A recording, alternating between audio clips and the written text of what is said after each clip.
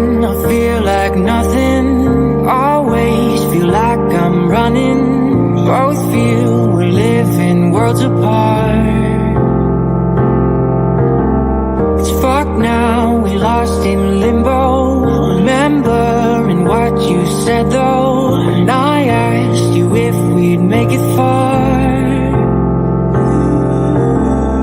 That one last kiss that they write about, my one last wish you could never doubt. I trust angels who fly away from you, and you told me that we'd never die. Gave me so many reasons why we were meant to be. Then she said no, no, no, no. No, no, no, no, you should.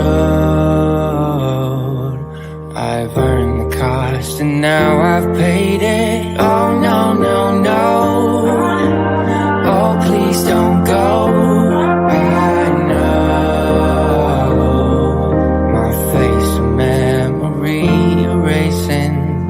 Been a few years since I heard your voice, yeah. Lost a few here, but it's not by choice, no. Girl, I see your face every day when I look through my phone. Can't delete all these memories, won't leave me alone. Hit my blind side, never saw it coming. You were so wild, both know I was nothing. And I'm nothing now, nothing's changed. You know I'm just the same. Miss you now, but I hope that someday you explain. That one last kiss that they write about, my one last wish you could never doubt. Trust angels who fly away from you, and you told me that we'd never die. Gave me so many reasons why we were meant to be. Good morning. Good morning. Good morning. How's everyone doing? It is a little early, but we are going to go ahead and start. It's the intro for me. Good morning. I don't know if anybody is even up yet on at least YouTube land, because we usually all stay up way past our bedtime. But anywho, so the trial is set to start. Murdaugh trial, Alec Murdaugh, in 30 minutes. So before that, I thought there's this very interesting article, and it's going, probably in my opinion, from based upon what I know right now,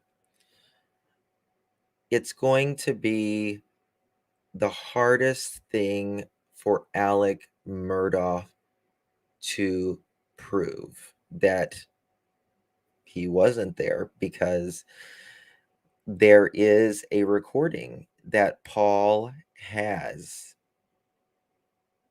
when he was out at the buildings with his mom.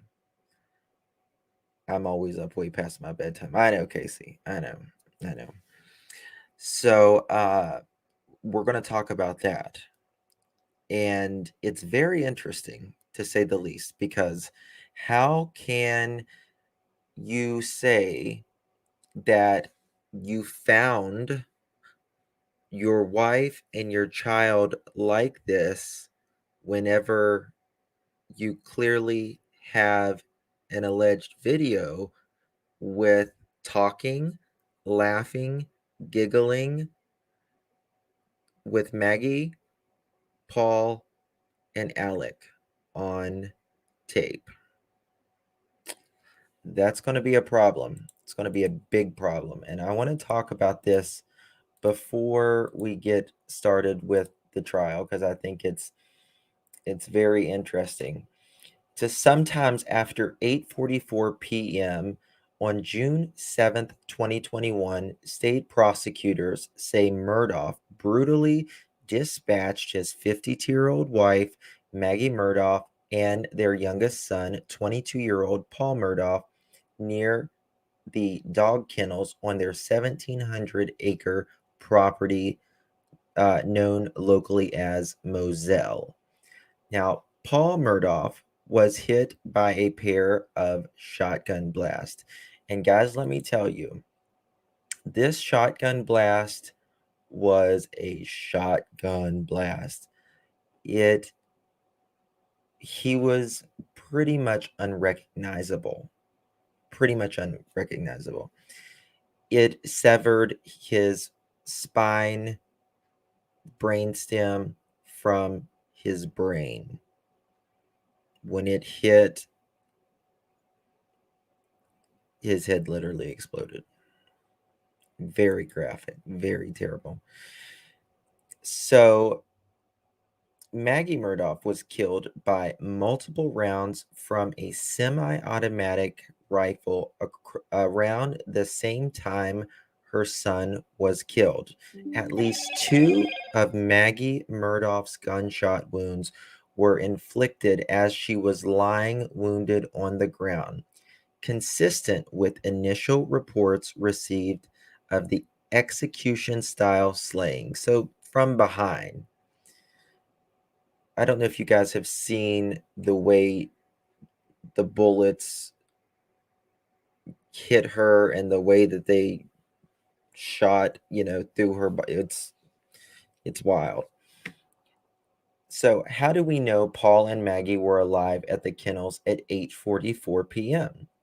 Because a time-stamped cell phone video taken by Paul at the location proved that they were. Okay? This video was the first described in detail last August by sources who spoke with reporter John Monk of the Columbia, South Carolina State newspaper. Quote, "There is talking, and it's extremely playful and friendly," one source told Monk. Quote, "It sounds perfectly normal, like any happy family, mother, father, and child doing something together. They are spread out, it's like, and they are just talking back and forth." So he's saying this person who is allegedly seen the video, heard the video, is saying, yeah, Paul had his phone on and it was recording. Sound like just regular talking between family members. That's it. And it kind of brings chills down your spine to think that how allegedly Alec can just literally change like that. Zero, like Dr. Jekyll and Mr. Hyde, literally. So they are talking about the different game birds out there. Monk source continued, quote, "I think one of the dogs was chasing or caught a chicken. There's talk about that. You can hear a little bit of laughter," end quote. Monk acknowledged the existence of the video was first reported by our news outlet back in June, but according to him, we did not, we did not at the time characterize the content other than to say it showed Murdoch and Maggie talking by the dog kennels on Moselle Estate. Now, this is accurate because from the moment we were made aware of the clip, our news outlet was not provided with the same, quote, happy family, end quote, narrative provided to Monk. In addition to his source, Monk's report was based on a court filing PDF submitted by Harpoolian and attorney Jim Griffin on August 22nd, 2022. So Monk's, it was filed by Alec Murdoch's attorney. Quote, "On the recording, Paul is talking on a video of one of his hold on. On the recording, Paul is taking a video of one of his friends who Paul was concerned about." Harpoolian and Griffin wrote, quote, "Apparently a conversation between Maggie, Paul, and Alec is also captured on this recording.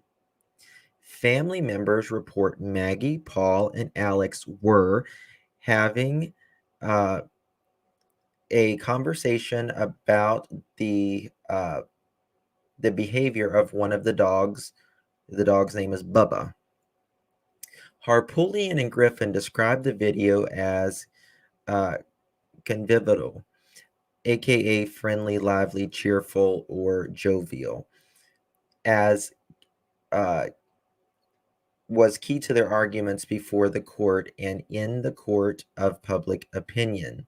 Quote, there is absolutely no indication of a disagreement or a dispute between Paul, Maggie, and Alex, according to the family members who viewed the recording. The motion continued, quote, however, the state contends that within minutes after this conversation, lighthearted conversation, Alex murdered both Maggie and Paul for no apparent reason, end quote. So what I am thinking that the state is going to say, or not that, well, the state's going to say, he turned from, Dr. Jekyll to Mr. Hyde. And Alec Murdaugh had said he was not there during the times of the murders. So, that's a problem. That's a real big problem for Alec. Now, what I think probably, in my opinion, how Alec's attorneys and stuff are going to deal with is okay, he was there, but as you can tell, Alec was not mad at Maggie. He was not mad at Paul. They were all laughing and giggling. Why would he end up killing them if it was such a lighthearted conversation? That's what that's my opinion. They're not saying this, but that's the way I would think that they're probably going to present this. I don't know how any other way they would, really. But, we could always be surprised. Prior to watching the recording for the first time this week, our news outlet provided additional information on it in an article published on December 5th, 2022. In that report, we noted that the video was sent by Paul Murdaugh to a friend whose dog he was keeping in the kennels at Moselle. The dog, a chocolate Labrador Retriever puppy belonging to Rogan Gibson, had an injured tail, and Paul Murdaugh appears to be having or been trying to document its status for his childhood friend. So Paul, I guess, had his video on trying to show his friend the dog's tail and just the status, how the dog was doing. As I noted in December report, while Paul was filming his friend's puppy, one of the Murdaugh hunting dogs, Bubba, began racing around the kennels off camera with a chicken in its mouth. This is very important, guys. As the three family members, including Alec, called out to the dog, Maggie speculated the animal in its mouth was a guinea, not a chicken. I don't know if you know what a guinea is, but it's kind of, it's a farm animal. It's not a chicken. It's not a turkey. It's a guinea. I don't know. Quote, he's got a bird in his mouth, Maggie exclaimed on the video. It's a guinea. So they're saying you can hear Maggie say, hey, it's got a bird in its mouth. It's a guinea. She was quickly corrected on this point, both by her husband and her son. It's a chicken, Alex told his wife. It's a chicken, Paul confirmed. Alex Murdaugh, is not seen on the video. He's not seen on the video, but he is clearly heard correcting his wife and calling out after the dog. Come here, Bubba. Murdaugh is heard yelling, come here, Bubba. Now, maybe it's too early for this joke, but I would say that if Alec ends up going to jail, to prison, he will be saying the same thing again. Come here, Bubba. Just my opinion. More than a dozen people, including Murdaugh, own family members, and former law partners have reportedly confirmed to law enforcement that the voice on the footage belonged to him, which it clearly is. While there is nothing on the cell phone records hinting that any animosity among the family members, let alone any sort of animosity which would lead them to commit two brutal murders, there is nothing on the audio I would describe as convivial family conversation either. What Harpootlian, yeah, tra- so kind of an odd name, tried to paint as Norman Blackwell uh, illustration was really nothing of the sort. In her final moments of life, Maggie Murdaugh certainly sounded amused by the antics of Bubba, the family dog, but Paul did not sound, uh, he didn't sound over the moon or anything like that in his assessment. Instead, he responded rather dismissively to his mother's comment, quickly refocusing his attention to his friend's puppy. As for Alec Murdaugh, I would not describe his tone in the video as convivial. Convivial. Thank you. If anything, he sounded agitated.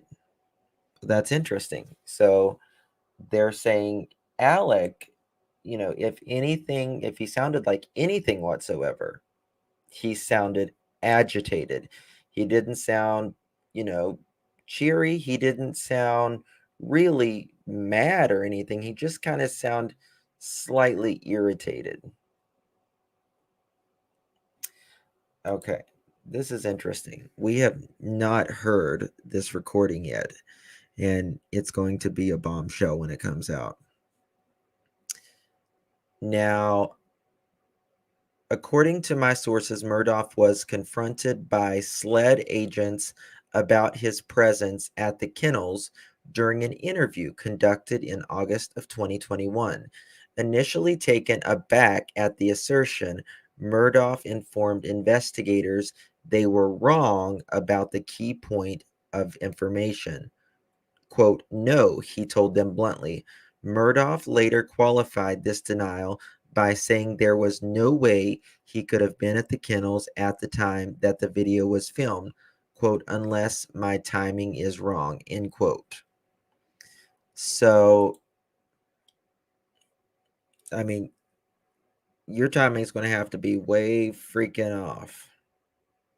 Way freaking off. And he's probably going to say, "Oh, it's stress." It's stress. His dad was dying. He had this case over. They'll stack it up for Alec, right? They'll stack it up. But nonetheless, it's craziness. And Alec, he just flatly denied it when they brought it up to him a couple months later. Murdaugh, okay. In pre-trial motions and hearings for Alec Murdaugh double homicide lead state prosecutor Creighton Waters confirmed video evidence placed Alex, Maggie, and Paul together at Moselle at 8:44 p.m. Eastern Daylight Time. Waters further noted that the state was prepared to show evidence indicating Alex Murdaugh also left Moselle at 9:06 p.m. So literally 20 minutes later to drive to his parents' home. So between 8:44 and 9:06, this had to have happened, and they have him leaving the property in approximately, so his parents lived approximately 20 minutes away.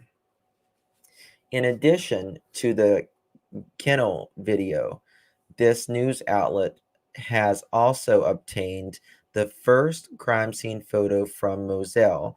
As with the video, we are declining to publish those until they have been entered into evidence during the trial. So what do y'all think about that? That's really interesting. We got about 10 more minutes before we get started on, yes, court does start in 10 minutes. Good morning, Nosy. Good morning. Nobody mainstream has seen the video, at this time of the recordings. Now, these recordings could be like Paul, speaking beyond the grave, literally, that if that was to be the only blessing that came out of this entire situation, is that he was recording right about the time he was being murdered by, allegedly, his father, Alec Murdaugh. What's my personal thoughts about this whole case? I think Alec did not want anyone looking into his financials because obviously he was, I'll just say, allegedly scheming and defrauding clients, and allegedly his place of employment. And he didn't want to get caught. Mallory Beach's family, they wanted to know what his financials was because they were preparing to take him to court. So his dad is, Alec, his dad is dying of cancer. Maggie and Alec are separating pretty much at the time. That wasn't going off really well.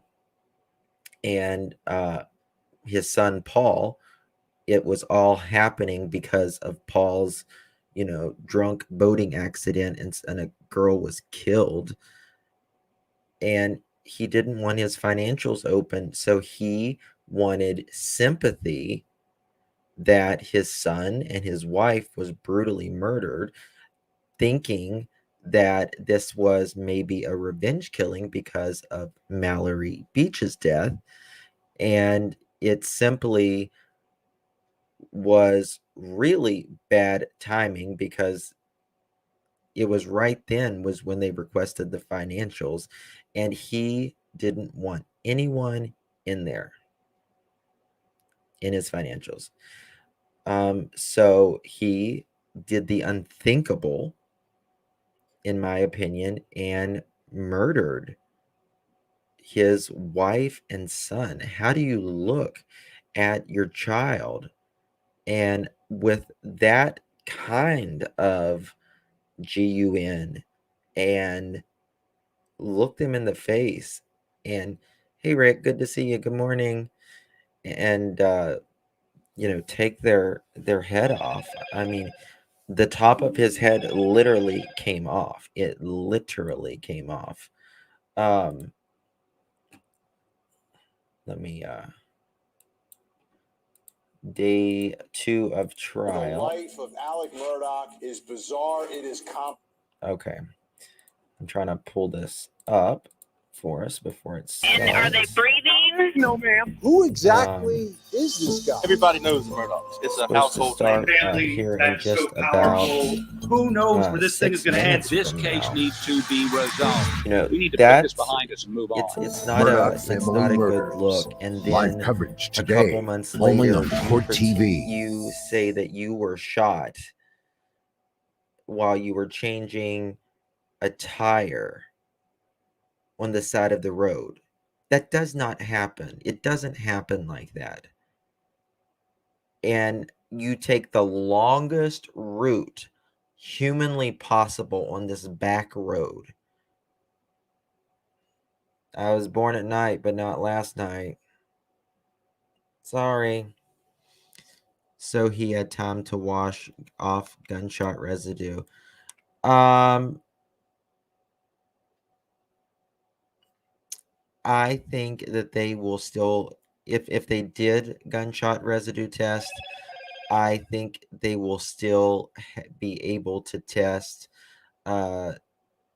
different. You can test more than just like the lead that's in the gun or in the bullet. You can test different the burn rate and everything. It's the stippling. So what really bothers me is the shirt that he allegedly was in that day somehow is gone. How is this shirt that literally has blood on it, how is it missing? Is it because his family basically ran the county at the time and he wasn't a disgraced attorney, a disgraced human being at the time? Was he still able to pull off some things?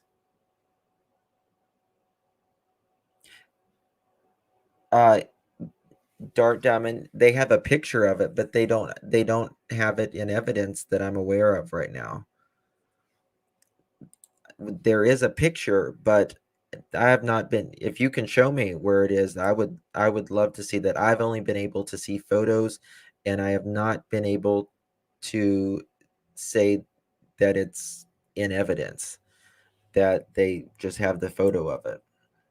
Now, good morning, AG. Good to see you. My thoughts and prayers are for Buster. Yeah, Buster has. They just can't run any more tests. Let me look at this. I thought it was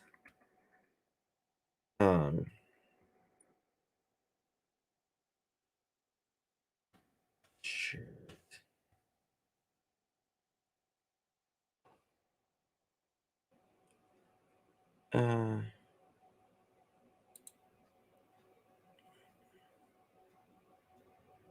Yeah, it was destroyed by the state. It certainly was. It was never, like I said, Alex Murdaugh's shirt worn one night of wife's son murders was destroyed by the state, defense says. And there is that's the affidavit. I don't need to go into that. But that was that. And it stinks. How do you get shot on the side of the road? You pay someone. Yeah, but even the guy that he alleged, allegedly did this, like they call him Cousin Eddie or something like that. I don't think he did this. I don't think so, in my opinion. So we got about a minute before it's supposed to start, from what I understand. They tested it and it turned purple, so they can't run.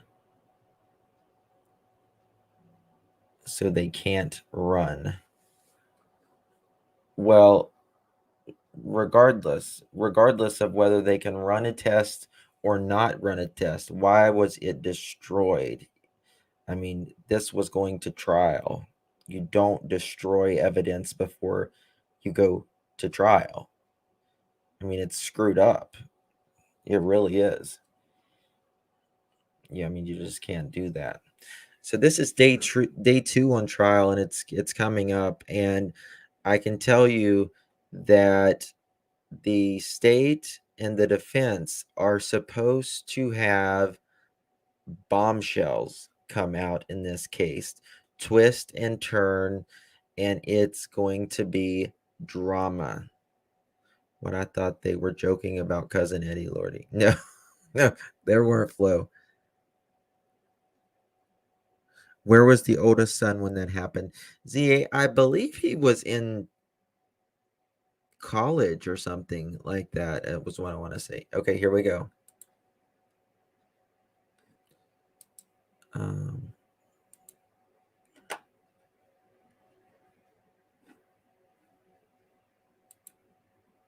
There's the son.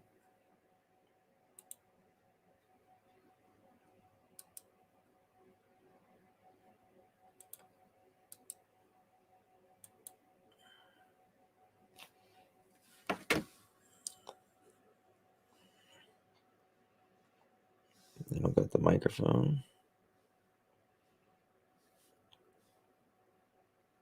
Alec looked bushy-tailed this morning. It's going to be a day, guys. I'm telling you. What the hell are they going to...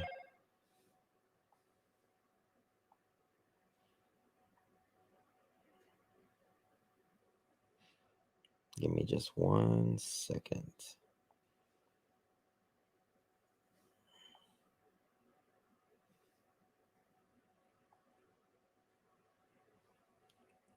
Yep, so we're going to look at that seal for just a little bit. He looks totally unbothered. Well, yesterday he supposedly shed some tears during when they were talking about his son and his wife. Now, Alec is a smart man. He comes from a generation, multi-generation of lawyers, attorneys, county solicitors, which is equivalent to their, most people's attorney general, state attorney general. And, he knows how to play the part whenever he needs to. He knows how to play the part. So, was it real tears? Or, was he crying for himself? It's who knows at this point, right? But he was clearly... He did cry. He was very stoic all day. Good morning, Tanya. Good to see you. Thank you for joining us this morning. I'm astonished at the amount of people they're supporting him. He faked those tears, then wiped them away with a dry tissue, and then remained dry. Interesting.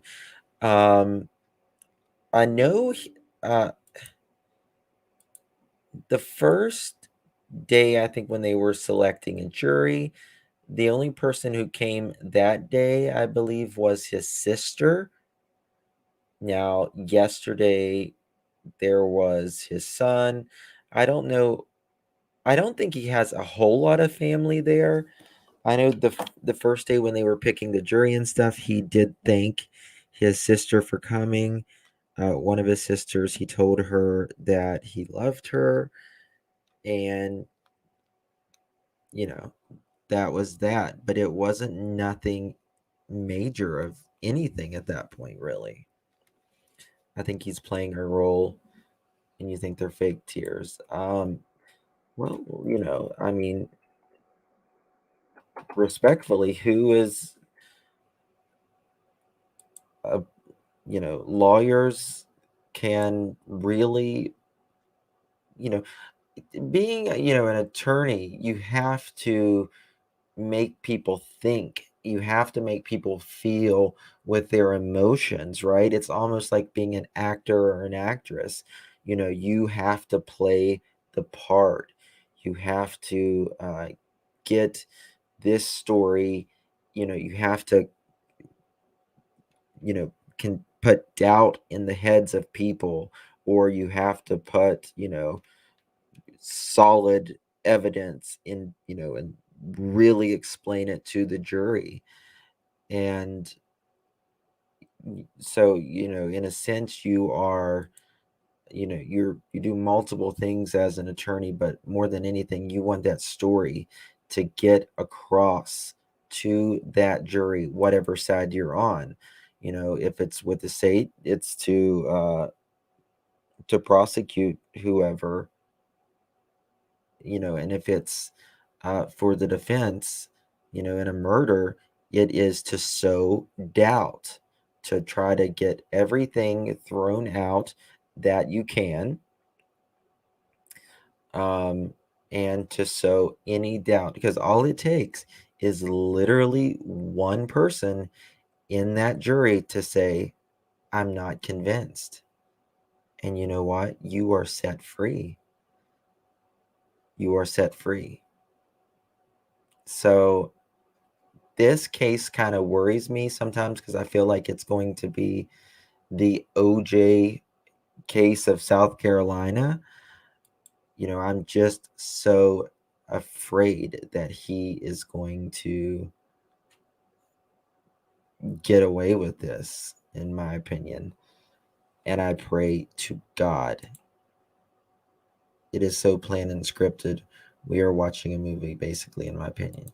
Yeah, Flo. I mean, it kind of is a movie. It really kind of is. I'm trying to see if there's any photos coming in from the outside of the court right now. Thank you.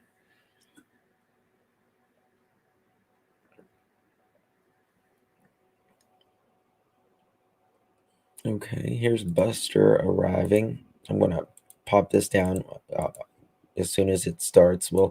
But here's Buster coming in today.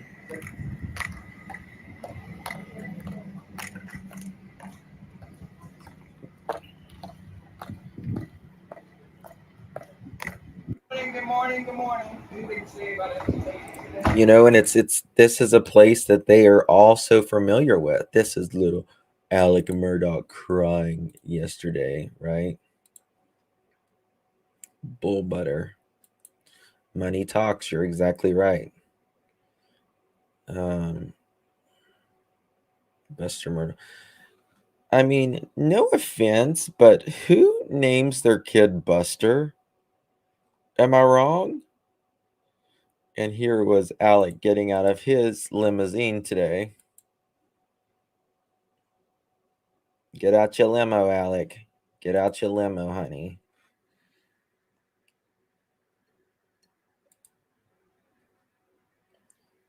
Okay, watch this. It's literally a cage in a building or in a van.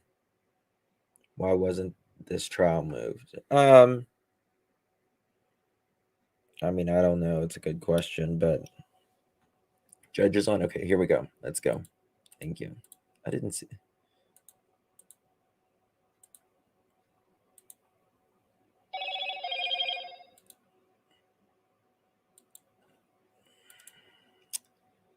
The judge isn't on. He wasn't on either one of mine. It might be a little bit of a delay. Please be seated. Good morning.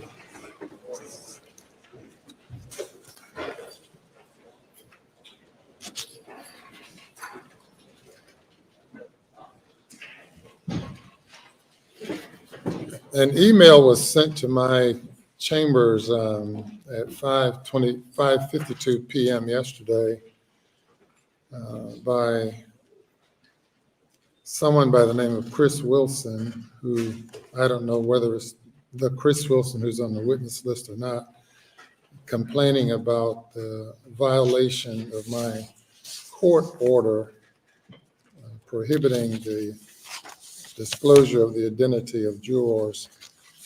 Did not respond to the email, and I'll make the email a part of the record in the case. If counsel can look at it if you like.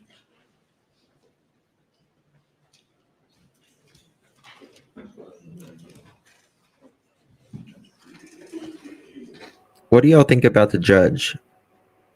You like him or no? Let me know what you think.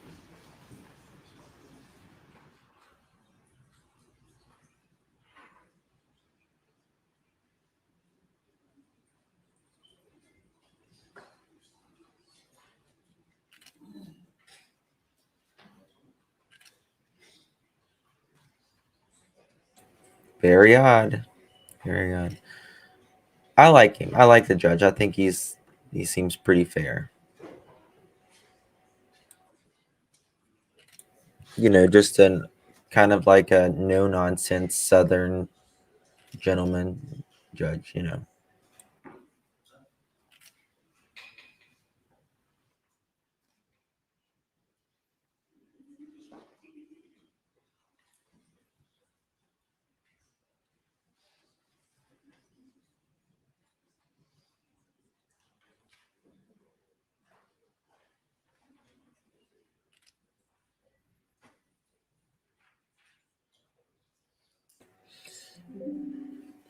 Oh, happy.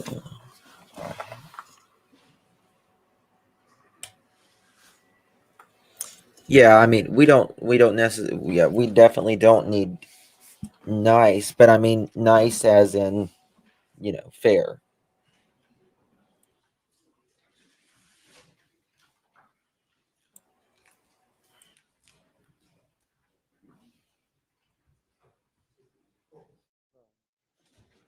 Court reporter. That's a court's exhibit. Good morning, Rose.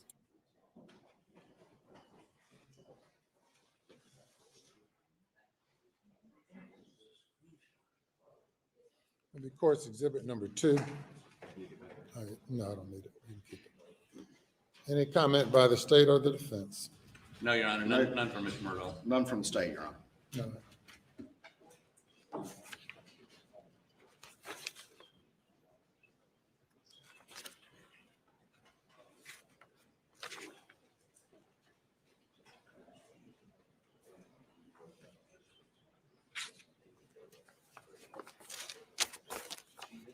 Anything before the jury comes? Nothing from the state, Your Honor. Your Honor, the video he's about to show has, I believe, and I believe he agrees, images which are under the order signed by you. And so as they're being proposed to be shown, if I have something or he has something, we're going to, obviously under that order, we have to disclose that to you. And if you approve the showing, we've got some logistical issues. If you give me just a minute, these monitors are, that one is not working, but this monitor is viewable from the audience, and we'd like to cover it up with some MacGyver-like device that's been developed by Mr. Waters, where you take paper, we can flip back and forth. So if somebody has some tape, I'd like to do that before he begins so that nothing's shown back there. I'm sorry. A MacGyver type device, the attorney said. That's a MacGyver thing. Is that a compliment? So they can't hear him talk to their client.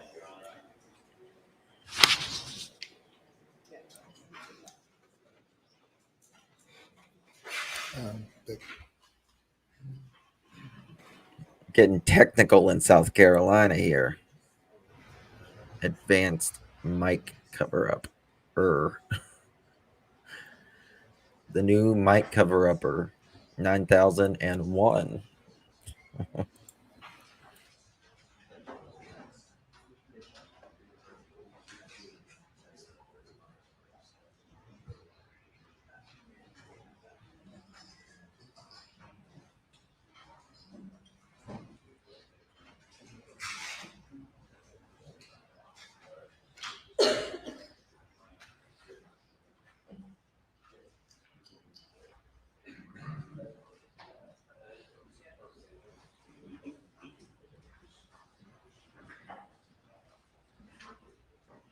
It's going to be a day, guys. I'm telling you.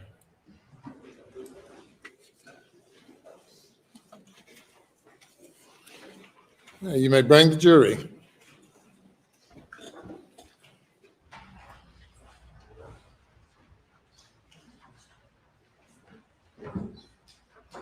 So obviously they don't show the faces of the jurors.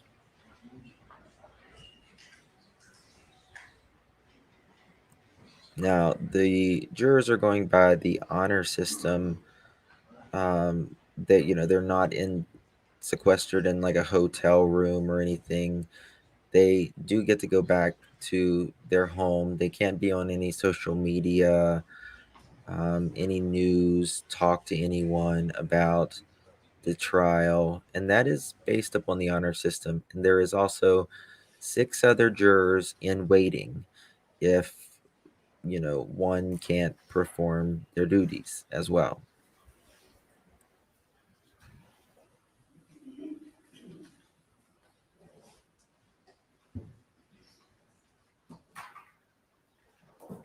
Me too, Sundown. I think that it is always a good thing that the people can see, and that's the way it should be. Thank you, Flo. That's so kind of you. I appreciate you. Thank you for you supporting me. It means a lot.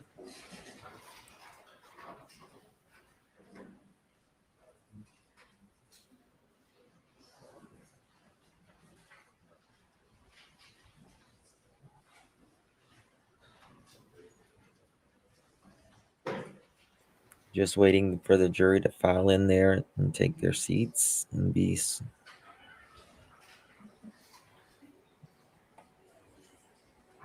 and then it'll get kicked off.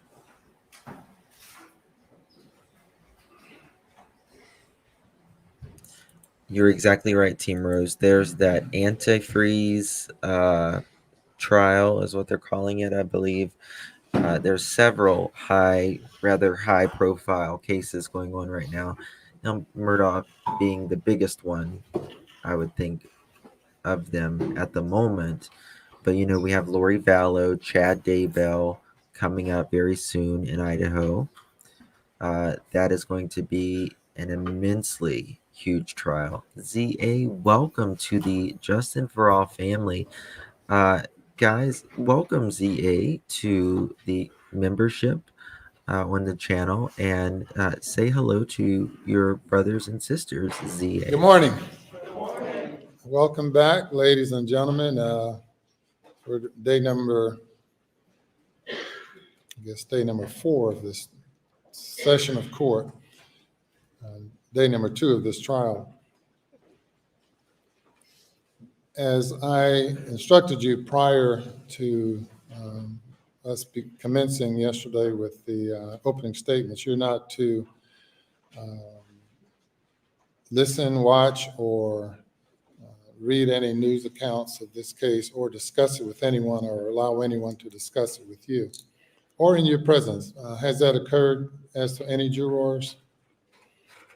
All right, very good. It's very important that you keep that, follow that instruction.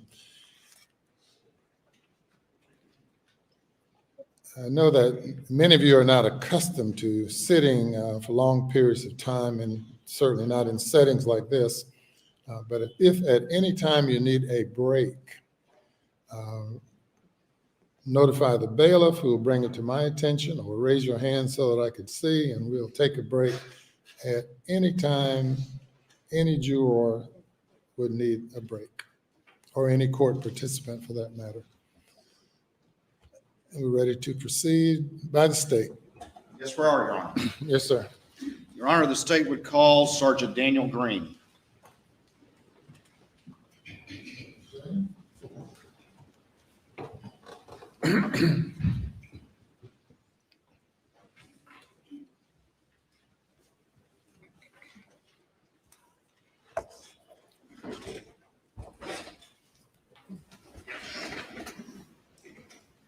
You'll raise your right hand for me. Do you solemnly swear or affirm that the testimony you give to the court in this trial will be the truth, so help you God? I do.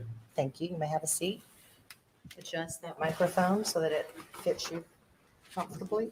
If you'll state your name and spell your last name for the record. My full name is Daniel Green. My last name, Greene. Sergeant Green, how you doing today? I'm good. All right, tell us where you work.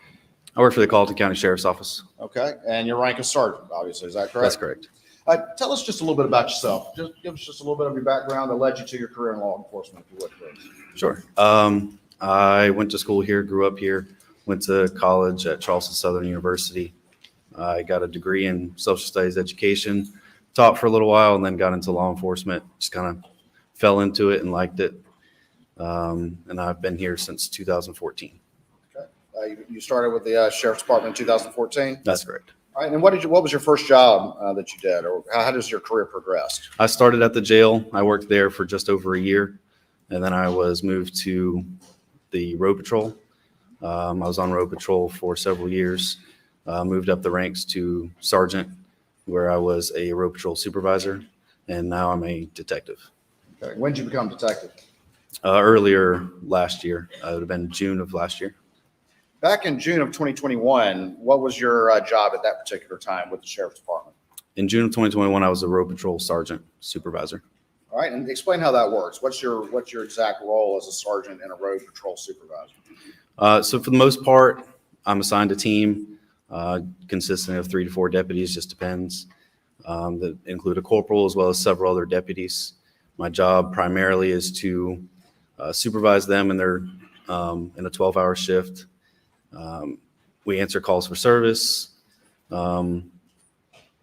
Sometimes I'll go with other deputies to calls that require more than one officer to be present. But the majority of my job is supervising what they do. And during June of 2021, were you working day shift or night shift, or how did that work? I was on night shift at that point. And what are the hours of the night shift? So we swap every 2 months. So 2 months you'll be on days, 2 months you'll be on nights. For those hours, it's 6 a.m. to 6 p.m. or 6 p.m. to 6 a.m. Okay. And let me take you to the evening of June 7th, 2021. Were you working that particular evening? I was. What shift were you working that day? We were on night shift, And again, so what hours would that be? working from 6 p.m. to 6 a.m. So you went on duty at 6 p.m. Is that I did. correct? Yeah. Okay. And you said you're the sergeant. What was do you have a squad that you're supervising that are out during that shift? Explain that to the jury, if you would, please. So that shift consisted of myself being the sergeant. I had a corporal and 2 deputies working as well. And at that point, I had a lieutenant who was my immediate supervisor. He was working as well. All right. Can you tell me who those people were? Sure. So my corporal was Corporal Janicki, and the 2 deputies working with me were Deputy William Pruitt and Deputy Chad McDowell. And the lieutenant was who? Lieutenant Lonnie Nettles. Did you, on the evening of June 7th, 2021, get a call for service at 4147 Moselle Road? I did. You remember approximately what time that was? Later in the evening, several hours into my shift. Okay.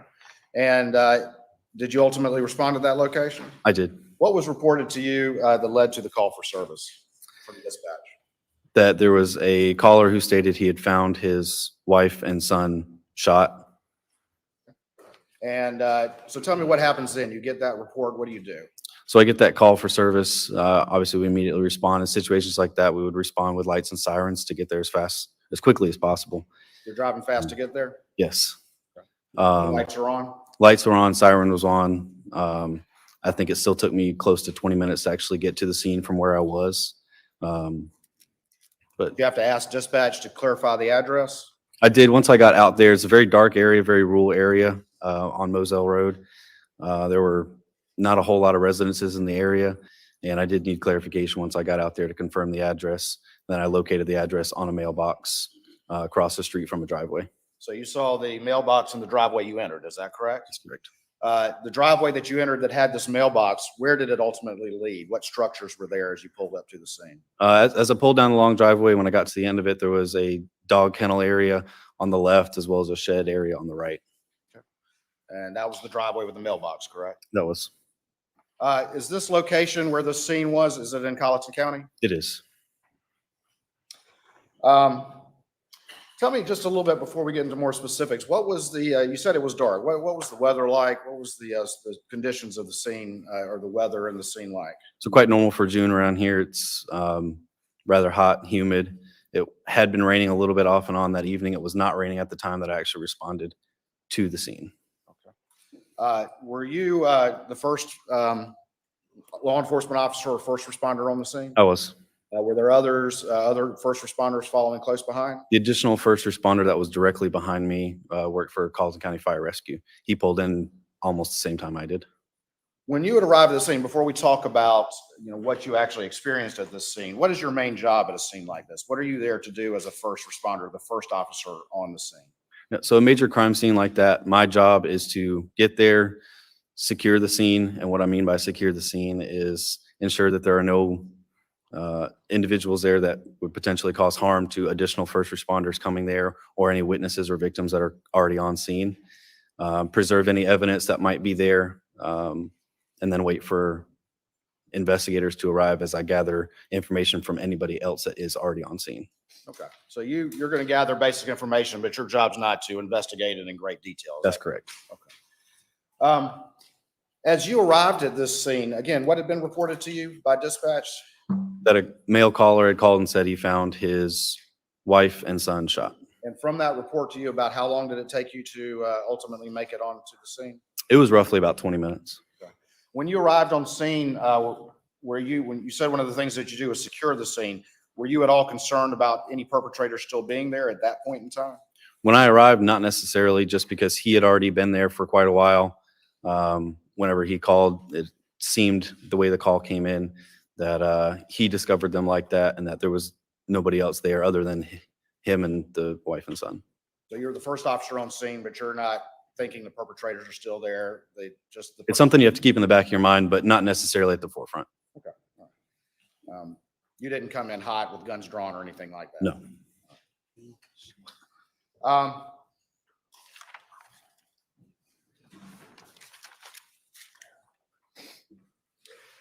When you arrived at the scene and you walked and got out of your car, what did you see?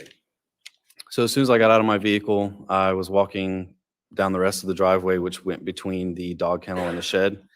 As I could see Mr. Murdaugh down at the end of the driveway. As I approached toward him, I could see the male victim laying on the ground to my left, as well as the female victim on the ground to my right. The male victim was close to a small shed in the dog kennel on the left. There was a large deal of blood that had pooled around his body. Same thing for the female victim on the right. Also a large amount of blood around her body. As you approached and at first saw the male victim and the female victim, what was your assessment? Was there any possible signs of life from your? My initial assessment was that there was not. There appeared to be a large amount of blood around each of them, as well as brain matter. Did you ultimately have a conversation with Mr. Murdaugh when you were out there? I did. And do you see him here in the courtroom today, the person that you talked to? I do. And can you point him out to the jury, please? Yes, sir. He's right there wearing a dark blue or black jacket. Your Honor, can the record reflect that he's identified Mr. Murdaugh? It does. When you ultimately approached Mr. Murdaugh, what's the first thing that you did? The first thing I did was ensure that he did not have any weapons on him. That's standard procedure for arriving on a scene like that. Any kind of weapons that are anywhere on the scene, I want to be aware of just so I can know whether they're there or not. And if they are there, who has access to them at any point. And that's for my safety as well as other responding officers and for anyone else that's on scene. Did Mr. Murdaugh give you any possible explanation for this when you approached him? His immediate reaction was to start telling me about an incident that had happened with his son with a boating accident. With the boating accident? Yes, sir. Had you asked him anything about that? I did not. You ultimately, were you wearing a body worn camera that particular I day? was. You ultimately had a conversation with Mr. Murdaugh for a fairly extended period of time. Is that correct? That's correct. Did you ever see any tears in your interactions with Mr. Murdaugh? He did not appear to be crying. He was upset, but I did not see any visible tears. Did Mr. Murdaugh tell you that he had any sort of firearm? He did. He stated that he had left from that scene, went to the residence, grabbed a shotgun from that residence, and then brought it back because he felt like he needed to have it just in case something else were to happen. He told you he had gone back to the residence after finding the victims to get that gun. He did. What, if anything, did you do once he told you that he had gotten a gun? First, he pointed out where the gun was. It was leaning against the vehicle that he was driving at the time. I could see that it was a camouflage shotgun. I spoke with him for a few more minutes, and just based off of how nervous he was acting and anxious and upset, I decided it was in everyone's best interest to get that shotgun and secure it in my vehicle so that no one else had access to it. So you put that shotgun in your vehicle, is that I correct? did. What did you ultimately do with that shotgun? Did you later turn it on over to additional law enforcement? Yes, after it was secured in my vehicle, once SLED arrived on scene to do their further investigation, it was then turned over to SLED. Bear with me 1 second. Okay. Your Honor. State State 3, I believe I've moved it without objection. It's admitted without objection. May I ask that we have the Elmo working, please?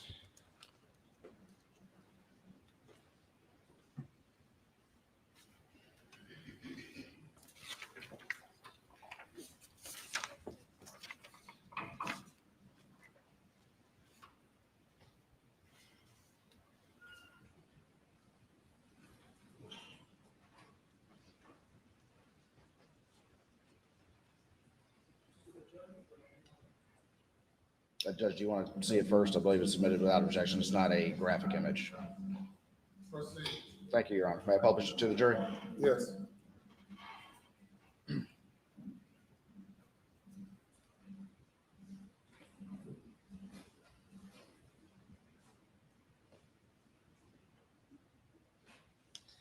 All right, I'm going to put what's been marked as.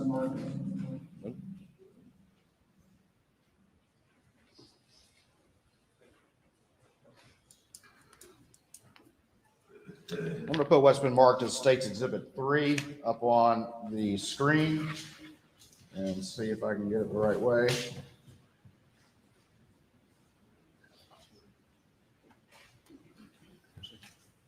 All right. You can't see it. Can you see that? You probably can't. I can. See it. You can? All right. And do you recognize the what's in that particular image? I do. All right. And tell me what that is, please. That's the shotgun that I secured in my vehicle on the scene. Okay. See,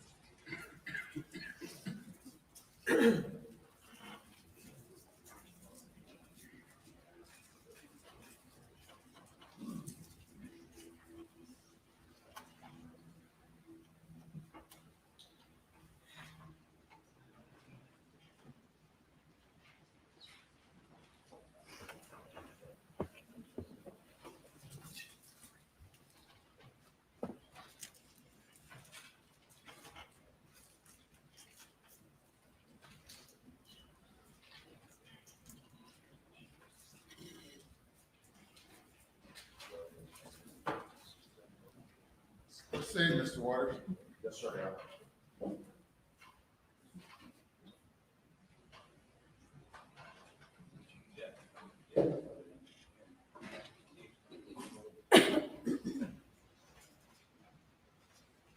Sergeant Green, I'm going to show you what's been marked as Exhibit 4 for identification at this time. And see if you recognize this particular item. Yes, sir. That would be the shotgun that I secured. All right. Your Honor, this time we would move Exhibit 4 into evidence. Objection. Any objection? No, sir. Admitted.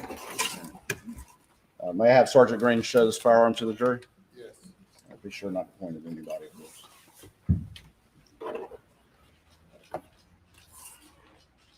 You know what gauge that firearm is? Please, the 12 gauge. Thank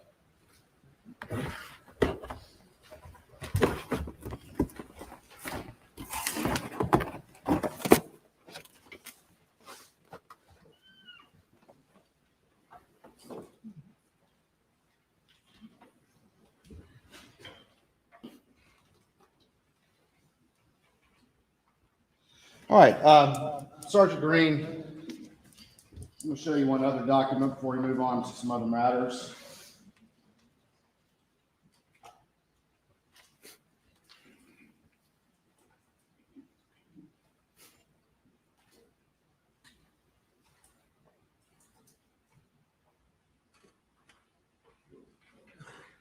All right, Your Honor, I believe I'd move to admit that State's Exhibit 2 without objection. And no objection, Your Honor. All right, I'm going to show this exhibit to you real quick and see if you recognize this document. Yes, sir. That would be the chain of custody for the shotgun. All right, is there a signature on that document? It is. All right, and what does this chain document reflect? Can you just generally explain what this means to the jury, please? That I originally took possession of that weapon and then turned it over to SLED investigators.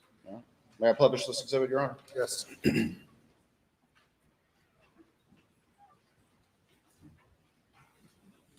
So up here it lists that there was a Benelli Super Black Eagle. Did you unload this particular shotgun? I did not. Okay. But you ultimately turned the shotgun in its loaded state over to the agent listed here, is that I correct? did. I did. Did you alter or change the weapon in any way between the time you took it and the time you took it over to SLED?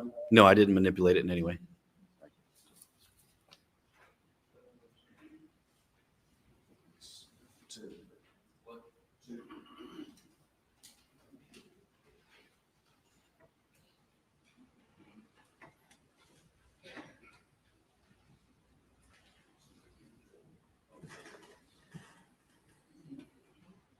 Sergeant Green, I'm going to show you what's been marked for identification at this time as State's Exhibit Number 1 and see if you recognize this. Yes, sir, I do. All right, and can you tell the jury what this is on this disc right here? That would be the body camera footage from that incident. From your arrival at Moselle Road and through the investigation until at some point you turned it off after it no longer needed to be on. Is that That's correct? correct. All right, Your Honor, at this time I'll move to admit State's Exhibit Number 1. That clarification, that is this officer's body cam, which is a camera that's mounted on his body. Is that correct? That's correct. It's mounted on. Yeah. So admitted. Your Honor, permission to publish this exhibit to the jury. I'll need the. Your Honor, I would point out that there are graphic images on this, so everybody needs to cover up their monitors, please.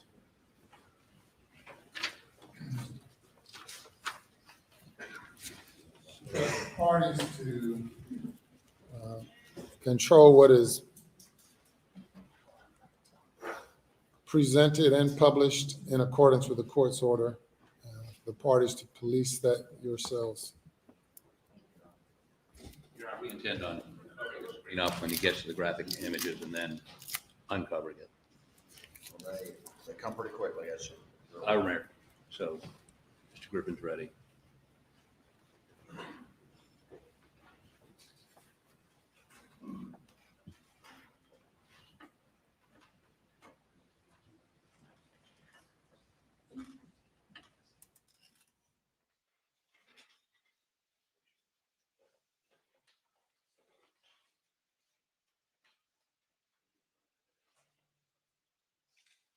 To the hospital. Yeah, stay in town. I'm heading out there. Advised a female shot in the head. My son is shot also, and I was breathing. That motherfucker. 717 around Moselle.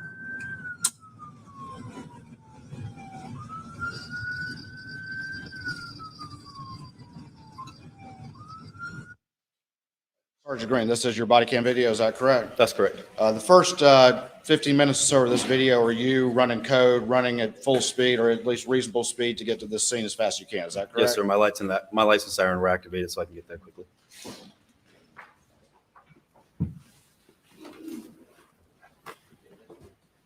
Your Honor, at this time, I'm going to fast forward it until he arrives, I believe without objection from the defense. Without objection, Your Honor.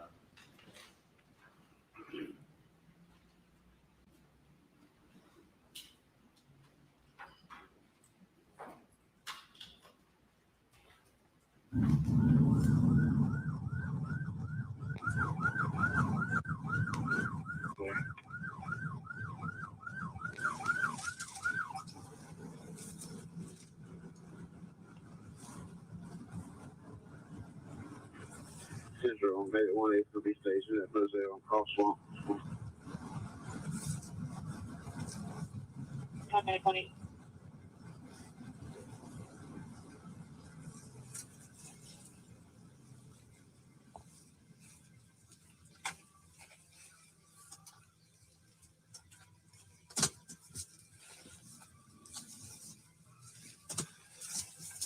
Central Battalion 1 to here, waiting for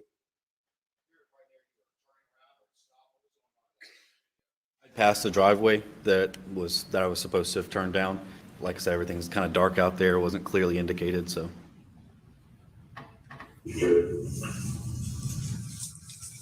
Central, that was 4147 or 57? 4147. Should be a vehicle in the driveway with the flashes on. That's going to be the caller. Copy, I'm going on scene. It's got a long driveway, but the mailbox out front is labeled. It's not at the end of the driveway. He might be by the house. The correct number for 4147 Moselle? It is. And is that the incident location where you discovered the victims? That's correct. Copy. I'm getting out. Let's call her now. Copy. Come over. Sheriff.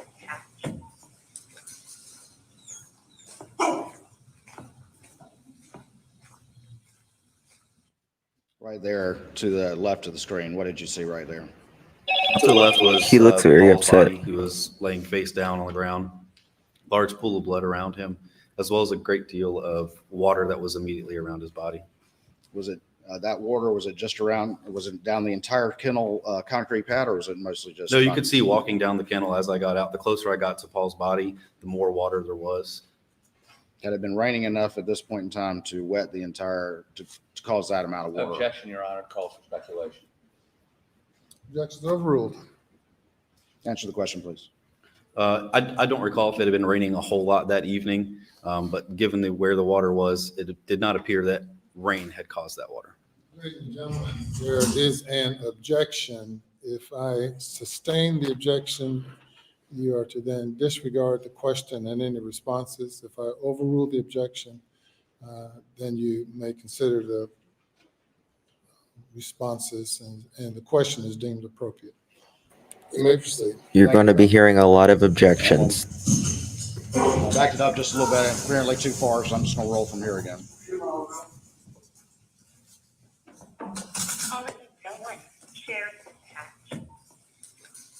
I agree, Nurse Bev. I think he's clean now, and he actually, now that he's caught, regrets everything that he did. I do believe that.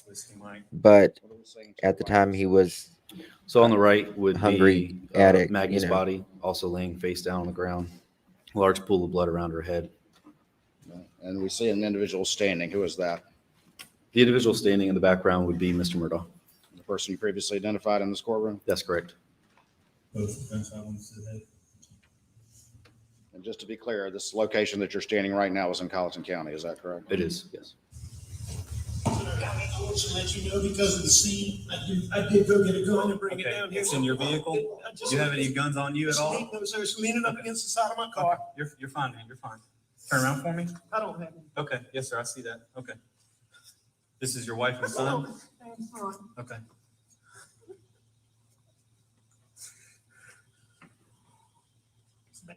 I noticed you shined your flashlight just a few seconds ago on the black vehicle. What did you shine your flashlight on just then?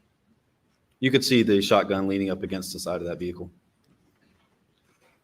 Were the flashers on the vehicle right there in the image? I Do you believe so, recall? yes. It's bad. Check the pulses. Yes, sir.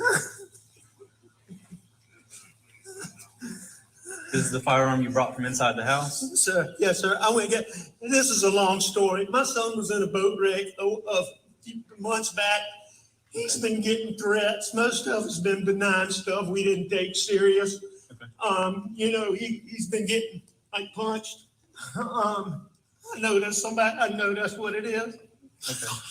He's faking this, in my opinion. When you previously testified that he mentioned the boat case or the boat wreck? That's correct. Prior to me asking him anything about it, he did mention it. Did you get home right when you called, or did you go to the house first? Where is the house? I came to the house first. My mom has late stages Alzheimer's and my dad is in the hospital. Okay. I left. I don't know what time. I can go back on my phone and tell you the exact times. Did you check? Did I check what? Did you check them? We got medical guys that's what they're gonna do, okay? What are they doing? Can they hurry? They are, yes, sir. That gentleman that was out here already, he's one of the battalion chiefs, okay? Right before that discussion, did Mr. Murdoch offer to go on his phone and check? He did. He did. He wanted to verify exactly the timing of his arrival.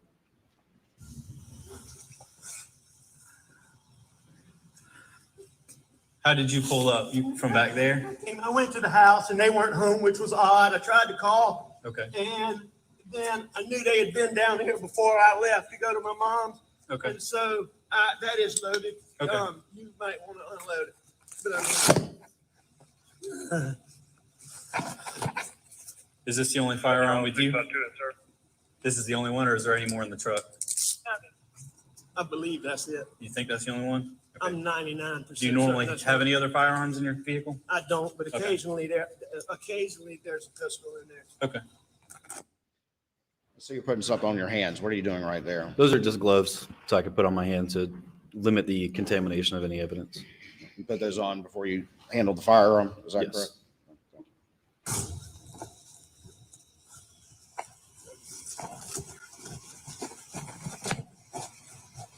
Just wait right here for me for a second, okay?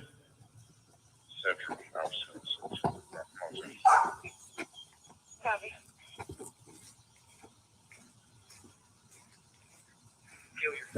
What are you doing right now? At this point, I'm walking back to my vehicle to secure that shotgun inside my vehicle.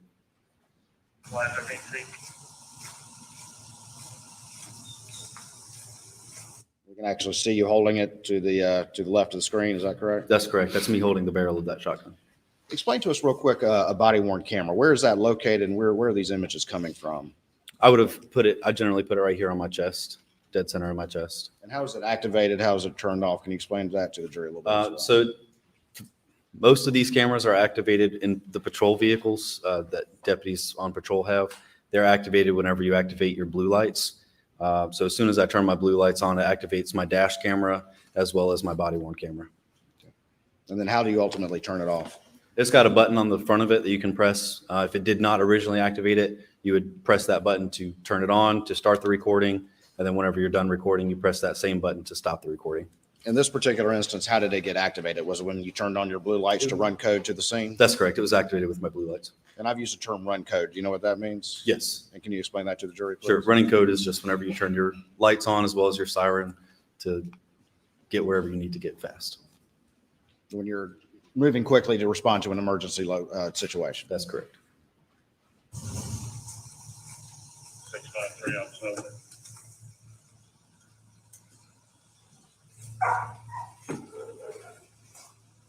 Go ahead, sir. Well, I've already spoken with Captain Field.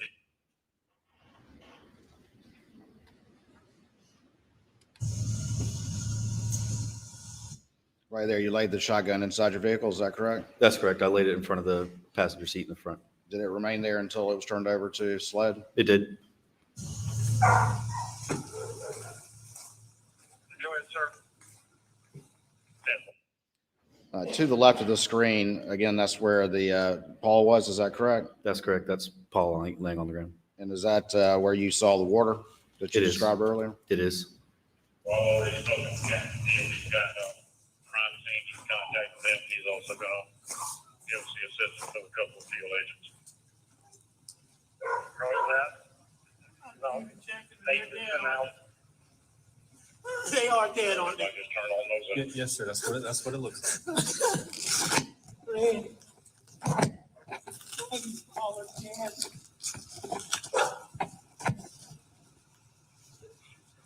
Where are you now? What is Mr. Murdoch doing at this particular time?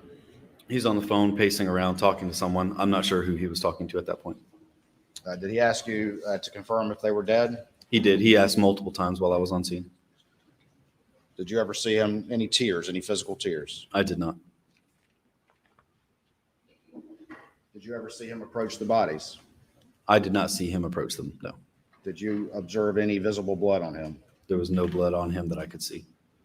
The bodies, as you saw them, was there a lot of blood around them given the injuries they had suffered? Yes, there was a pool of blood around each of the bodies that extended out from the body. All right. Yeah, the police are here now. The police are here now.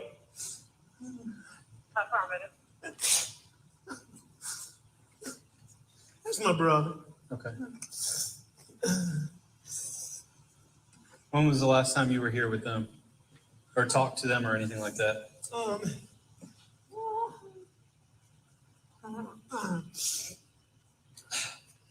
It was earlier tonight. I don't know the exact time, but Okay. I left. I was probably gone an hour and a half from my mom's, and I saw them about 45 minutes before that. Okay. I rode around with Paul for 2 hours this afternoon in the pickup truck. That's your son, Paul? Okay. Somebody going to check them? Yes, sir. They've already checked them. They did check them? Yes, sir. It's official that they're dead? Yes, sir. That's what it looks like. When you observed these victims, was it obvious that they had injuries incompatible with life? Yes, any reasonable person that came upon those bodies would have come to a conclusion that they were deceased. Sorry. You're fine. I'm very sorry.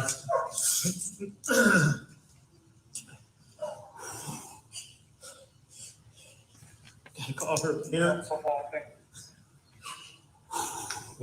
What's her name? Her name's Maggie Murdoch. Margaret Brandstetter Murdoch.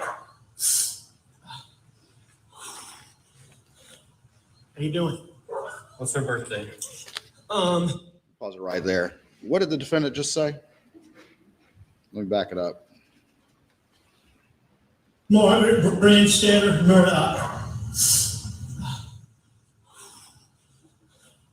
How you doing? What did the defendant say right there? So while I'm in the process of gathering information about the two victims from Mr. Murdaugh, somebody walks by behind me and he pauses what he's telling me to say, "Hey, how you doing?" How you doing? Yeah. And who was that he said that to? I'm not 100% certain. I believe it was a fire rescue individual. What's her birthday? 9/15/68. Okay. And what's your son's first name? You said Paul? Paul Terry Murdoch. And what's his birthday? Jason, if you have anybody 4. coming through town, if you could stop and pick up that tent, I see lights off in the distance. What are they covering them up? I got some getting dressed now, Sheriff. I'll have somebody stop and grab it. Tell them they don't have to do that. They don't need to. Preserve what we can. 653. Where's it at? I'm in town. I should try to be Bill Day because he's going to be the only one that's got access. What's to Paul's where it is birthday? right now. Got it.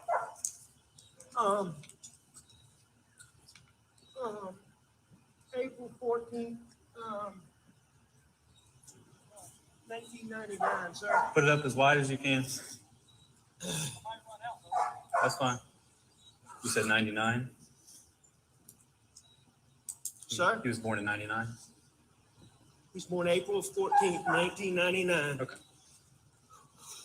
What's your first name, sir? My name is Alex Richard Alexander Murdoch. Let me ask you this. In your interactions with Mr. Murdoch, was he able to understand your questions and respond appropriately to what you were asking? Yes. Was he catatonic in any way? No. He was able to answer all the questions that I asked him. Was he panicking in any way? He seemed upset, but I wouldn't say panicky. Did you notice any labored breathing or anything like that from Mr. Murdoch? Yeah, he was breathing heavily. Never once did he complain about not being able to breathe. I mean, there were fire rescue guys out there. He didn't ask for any kind of medical attention or anything like that due to not being able to breathe. Richard Alexander Murdoch. You familiar with the location?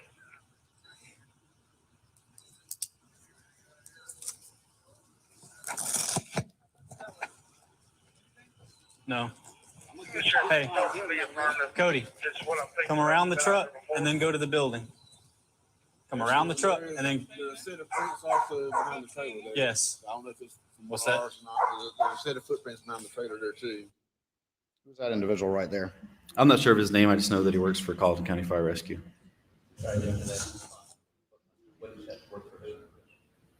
Colleton County Fire Rescue. That's all the kind of stuff I was saying. I just so we can step over it. 5530, 430, 8 will be the last one in and grabbing a 10.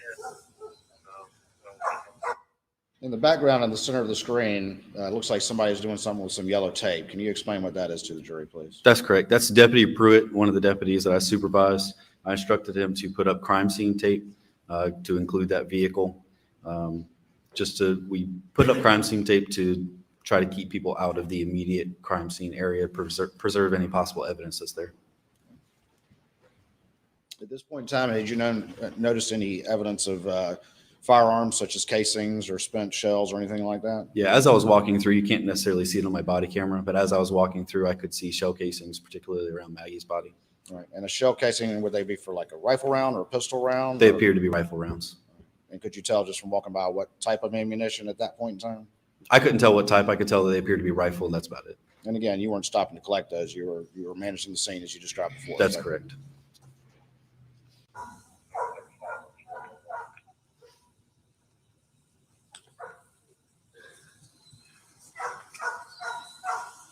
Just go over to that corner of the building.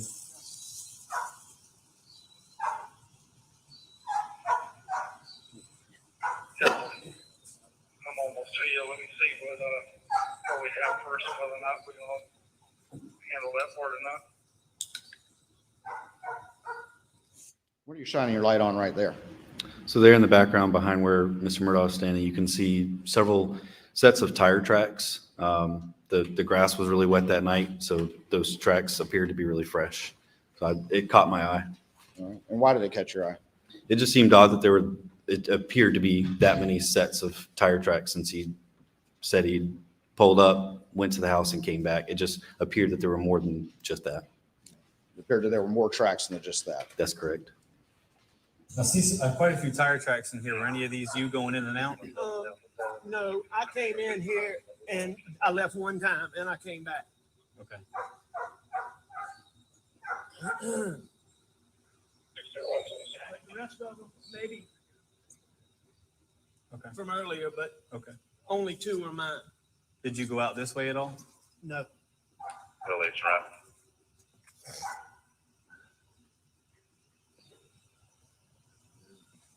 Hey, stay here. Got a whole bunch of stuff right there. I don't want to disturb. And then after I found out the door, so we can kind of get around that way. Your best way is probably going to be back through those rocks because we can't get any tracks off those rocks anymore. We'll go back around the other way we just came. Okay. Thank you. It's safe. Yep. You have names or anything for them? Yes. Okay, I'll get that in a little bit. Then. That's Okay. fine.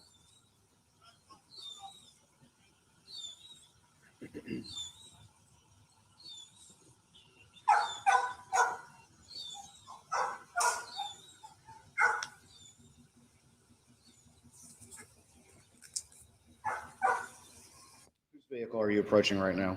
That was the vehicle that Mr. Murdoch said that he had approached that scene in. Was that a black Suburban to your recollection? It is.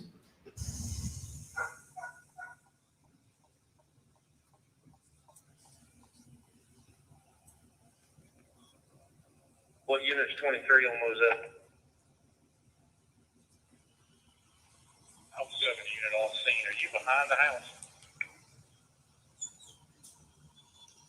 There's several of us out here. There's Right there, that would be Maggie's body right in front of that shed. Is that correct? That's correct. It's covered up by a sheet at this point. a long dirt driveway right next to the mailbox that says 4147, and you'll see all our lights down here at this shed thing. You didn't come through Brick Hollow. Negative.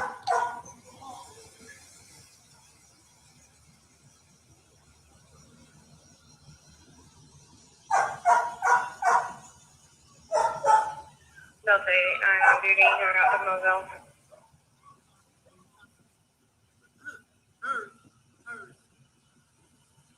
Who's that standing way off in the distance there? That would be Mr. Murdaugh. Where did he spend the majority of his time while you were there after your initial interaction with him? From this point on, his general time was spent in that area where he's currently standing. Pretty far away from the scene? That's correct.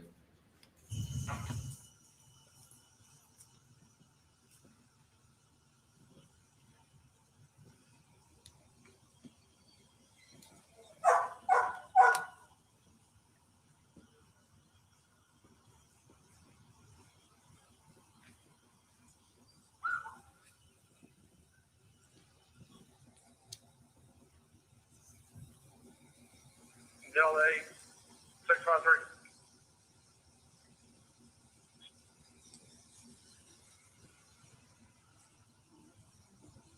Telephone Saudi. What was occurring right there? with the So what other was deputy? occurring right there? Yeah. So both of those deputies, or Deputy Pruitt would be on the left and Deputy McDowell would be on the right. Deputy McDowell was taking small pieces of crime scene tape and just setting them by shell casings, I believe. As road patrol officers, we don't generally have those little placards that you'll a lot of times see in crime scene photos. But to prevent somebody from accidentally stepping on them due to it being so dark out there, we tend to take something small like a piece of paper, a piece of crime scene tape, set it next to it just to indicate it a little bit better. Again, part of the job of a first responder to sort of protect the scene until the crime scene investigators get there. That's correct. Both these individuals, were you supervising them that night? I was, yes.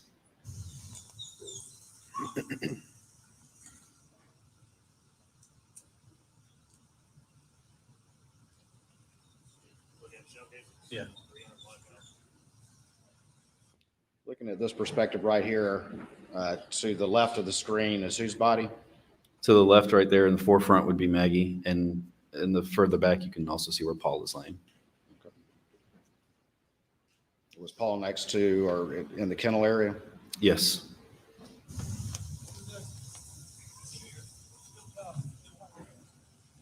I think his brother.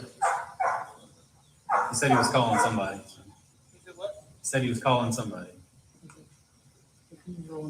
Yeah, I'm sure he was. There's a couple of showcases right there. Yeah, those will be easy to find. I was just marking a couple that were in the ground, but it might be harder to see at some point. Y'all familiar with this family? Yes. I wasn't until he told me names. Last Fill you name. in later. Murdoch.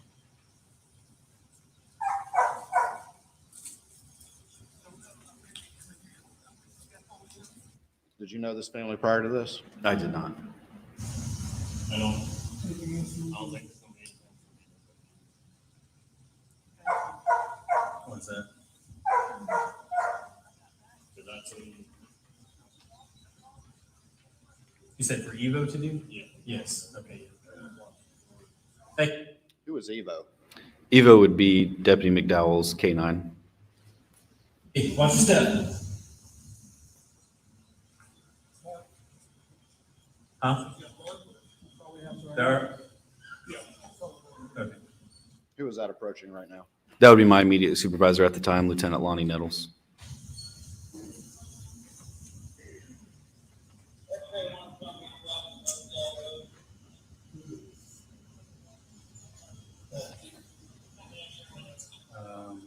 The gentleman in the white shirt is the husband of her, father of him. That is Paul Murdaugh. This is his mother.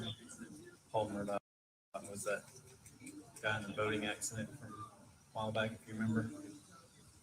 Yeah.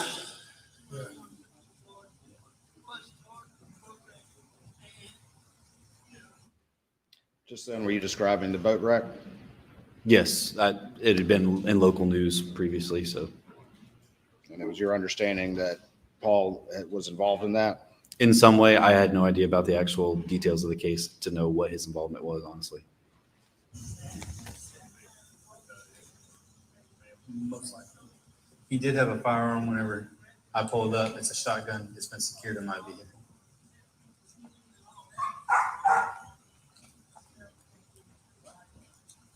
Blackout.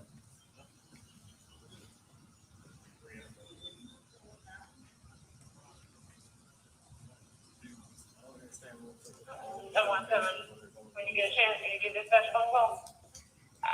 You will have to give me just a few minutes, but yes, I will.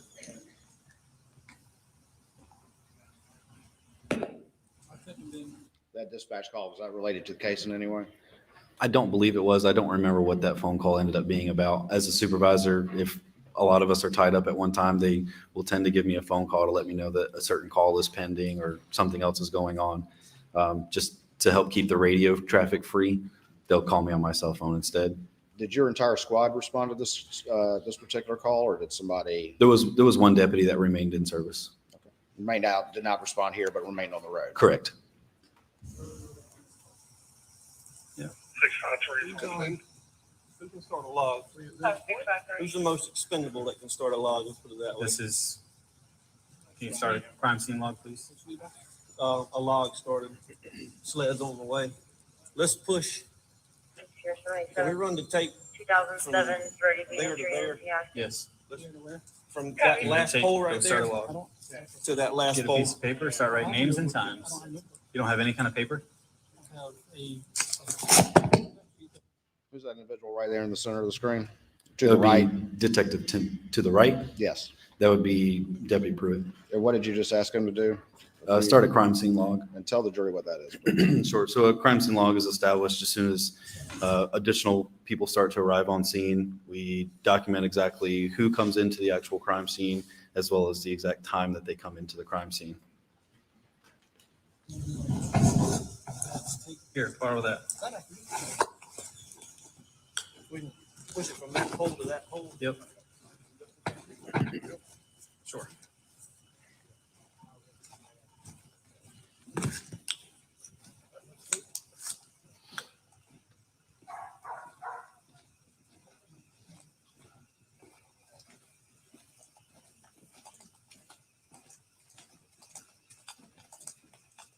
I do see some.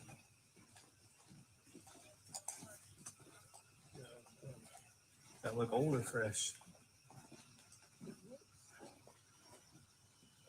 Old, yes. What are we doing right here with the tape? So I'm securing it to the corner of that part of the shed to run it along to a shed on the opposite side of that area. We just expanded the crime scene out a little bit further. To protect a larger area? Yes. Yes, sir. You don't need to speak more directly into the mic, or can you increase the volume, Madam Clerk, of that mic? Just a little. This one is working? I'm referring to the witness. Oh, sorry. Increase his volume or? What do y'all think so far about this? Alec, he has Thank you, the screen covered, so he I usually don't have a problem. can't Too see quiet, but the Speak up evidence. for us if you would, please. He doesn't want to see it. All right, so you're securing the crime scene tape. Let's proceed.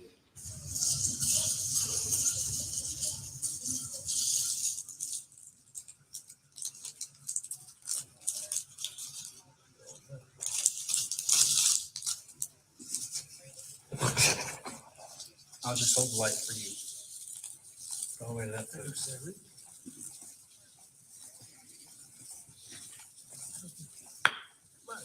Marty, let's just keep our fingers crossed. Yeah, I think we got it. This is 5-3, all responding units from Moselle Road, stop at the road. No one else come down the dirt road. Stop at the road.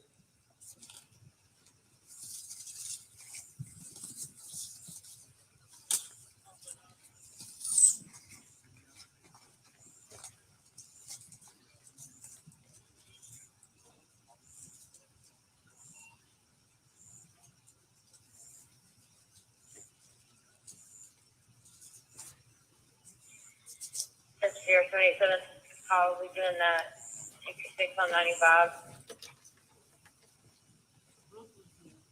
Copy. What's the other way up here? From back that way, I guess. Where the house is, I guess. Okay. You referring to the Whiskey Mike, last you walk with a key? Affirmative. We've heard on this video the term Whiskey Mike. Can you tell me what that term refers to? Yeah, when we say whiskey Mike, we're referring to a white male. A whiskey fox or whiskey foxtrot would be a white female. And in the context of this particular scene, who's the Whiskey Mike and who's the Whiskey Fox or Whiskey Foxtrot? As I was approaching, you could hear me say to dispatch to my radio that there was a whiskey Mike, the whiskey Mike referring to Paul, whiskey fox referring to Maggie. Do we have anything else? Negative. Copy.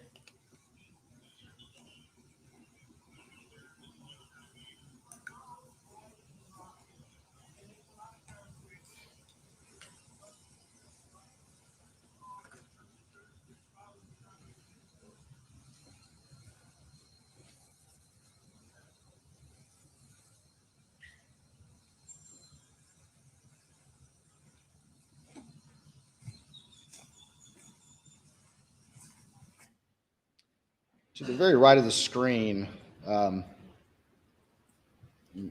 well, strike that. I'll wait.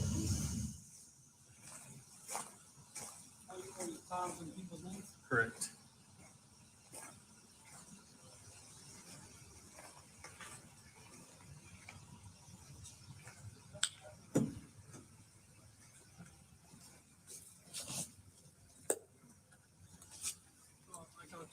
I have a notepad, it's just I'm Yes. using the back side of all the paper, all the front side of the paper has names and information on it. Well, you can borrow mine for a minute. It's perfectly fine, Cody. I just didn't want you to be like, we're doing officer, doing fucking paper now. I have paper for calls. Do you not have any crime scene log sheets? Hey, it's 717. I was asked to give you guys a call. Have it in the list.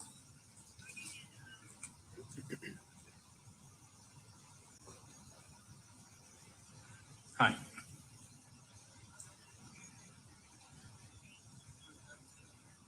Okay. Okay.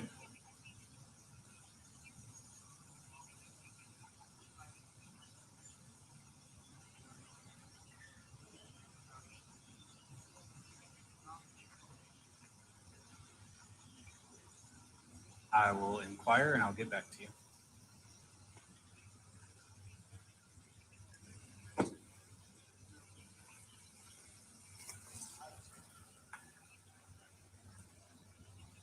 Okay.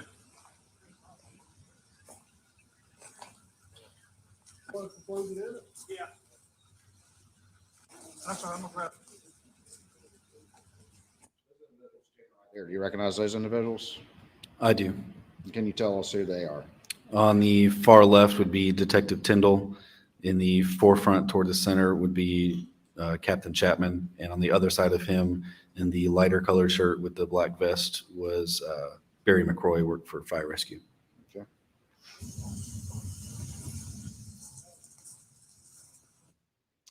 Did the sheriff respond to this particular incident, to your recollection? Yes, he did.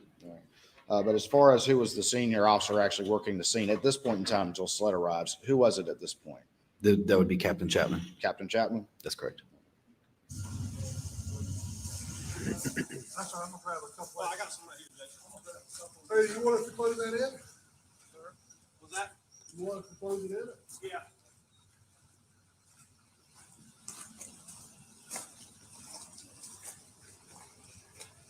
There's a guy, I don't know if you want me to let the other guy know, whoever Eric is, or just a caller. There's a guy over here that's wanting to talk to him. Don't even know who Eric is. I know Alex over there. Alex. Okay. Okay. There's a guy over here that wants to talk to him. Yeah, but I didn't know if you wanted me to tell him that or if you wanted me to just chill for a minute.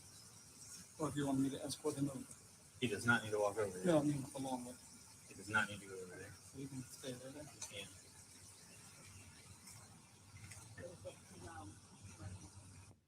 Let me ask you this. Before you had referred to a brother arriving, is that correct? Yes. And was that a brother? Was he allowed to talk to Alec and go over to Alec? I believe he did. I don't recall. I never actually interacted with him at all. And then this discussion right here with Deputy Pruitt, what was going on right there? So there was someone that arrived on scene and wanted to go and speak with Mr. Murdaugh. I told him to just wait a minute on allowing him over there so we could determine the best way to allow them to talk, simply because the crime scene was so large and we did not want to contaminate anything that didn't need to be. Okay. To your knowledge, was that individual, whoever it was, allowed to interact with Mr. Murdaugh? I believe so. He was eventually, yes. People that arrived were allowed to go see Mr. Murdaugh, is that correct? That's correct. He was not in custody at any time, is that correct? No.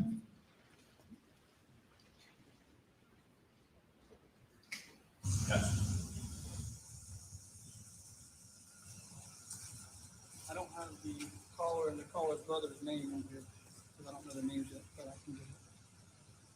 But I didn't. I already wrote it in there. All right. I don't know where you were at. I just found the first empty page I can find.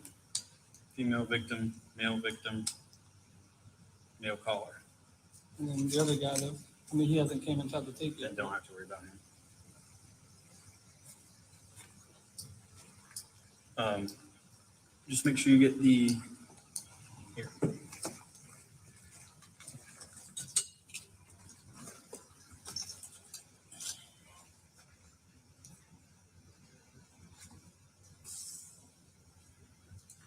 So me and you and all of us got here. Oh my God. Is that what you're about to say? Yes.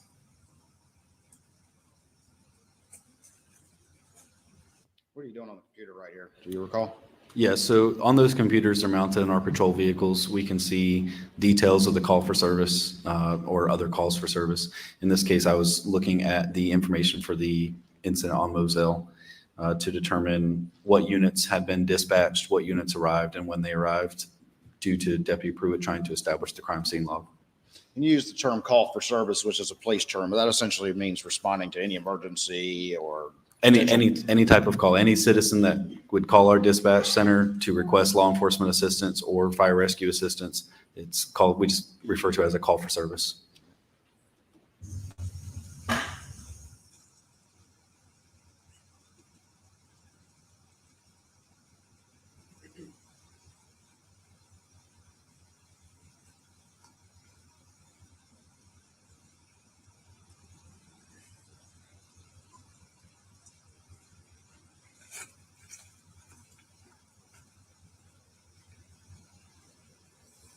I came on scene at 22:26. 22:26? Yes. Yep. You say you came on scene at 22:26? That's correct. For those of us who don't know military time, can you tell us what that is? That would be 10:26 p.m. And that's June 7th, 2021? That's correct. And whoever U21 is with fire rescue, just write U21, fire rescue U21. Yep. And then That was the same time as you? he came on scene. Yeah, same time as me. It's fine. What time did he say? Can y'all remember? Medic 18 at 22:27. Never mind. Yeah, it started to rain more at this point. Yeah, it had started raining at this point, yes.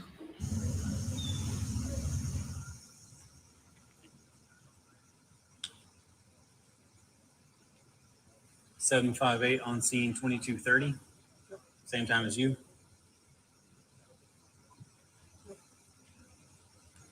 $653 on scene at 22:39.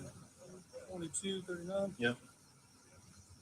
Those numbers that you're referring to, what do those represent? So the numbers would be the badge numbers of individuals arriving on scene. You're just recording when various people arrived in the computer?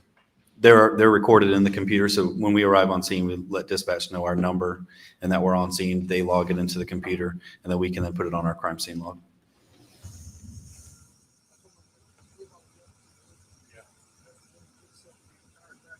That's all I have as far as times on this goes.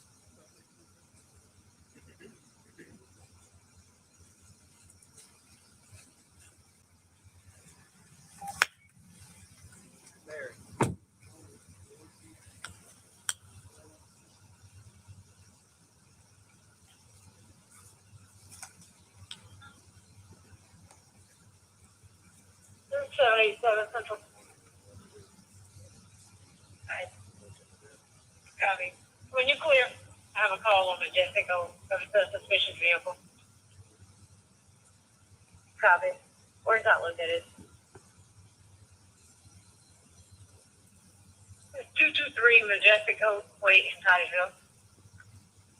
10-4. There's a Cottersville unit that can assist, that'd be great. Pretty sure Majestic Oaks is their jurisdiction anyway. Central 505, I believe that's in our jurisdiction anyway. I'll take care of that.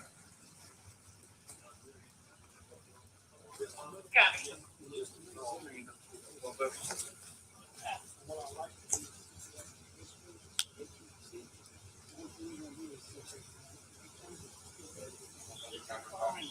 Twenty-three Majestic Oak.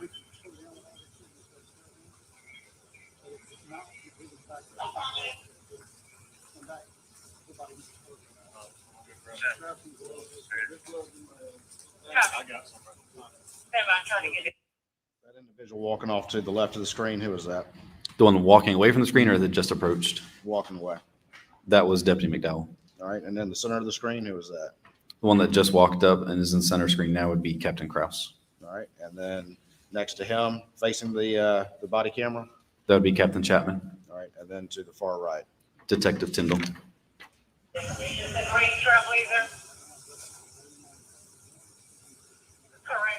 Correction. It's unknown what type of vehicle she had. Were there dogs in those kennels to your recollection? There were a couple of dogs. I don't remember the exact number, but I do remember seeing some. And the police it's her yard that belongs to her. She says she can only see the tail lights of the vehicle. She is also corrected a user from Fox. It happened about 5 minutes ago. Yeah, well, I'm in there. If you can, then let's put the bill down possibly.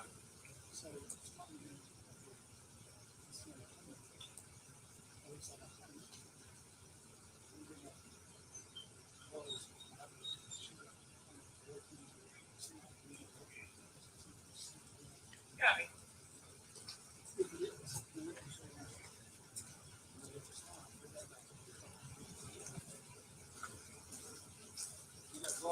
Yes, sir.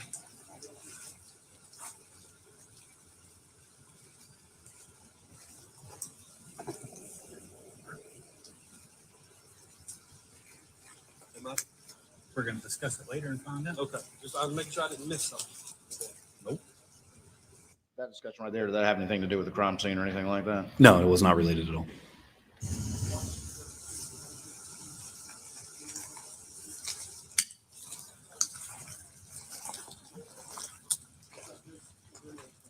What'd you just put on your hands then? Those would be latex gloves. And the gloves you put on that you described earlier to the jury, what were those gloves? Those are more tactical gloves. They're not necessarily ideal for handling any kind of evidence, but due to me already being out there next to the shotgun, I did not have any latex gloves on my person, so I used what was available. And why are you putting on latex gloves right now? They were wanting to look under the sheet where Paul was, so just to prevent any kind of contamination of any possible evidence at all, we would just always put gloves on.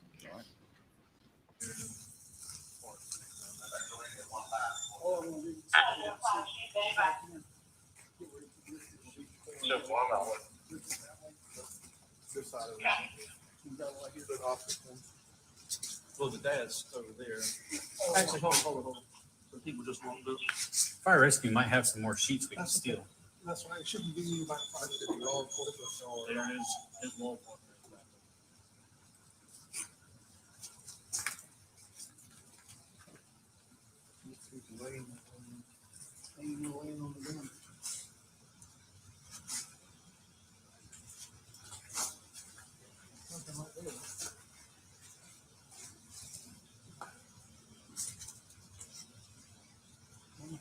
I don't think you're gonna fit it in 300 blackout under there. Not unless it's the shortest 300 blackouts ever been made. I don't think he put that phone back. What is that discussion about right there? So the whole purpose for even trying to look up under him was to determine if there was an additional firearm on scene already, possibly under Paul. There was 300 blackout casings found near Maggie. They were trying to determine if there was possibly a 300 blackout rifle under Paul. And why was were y'all concerned that there may be one under Paul? We just trying to rule it out as a possibility And what was that possibility then? that he could have shot Maggie, And then did what? shot himself. So you're looking to see if there's a gun underneath if he had shot himself and then fallen on top of it. That's correct. I haven't asked the dad about the phone, but dad did say he came over and checked the pulses. Did you see a phone near Paul when you arrived on the scene? Yes, there was a phone laying on top of him near his back pockets of his shorts. Back it up just a little bit. Is that it right down there at the bottom? That's it.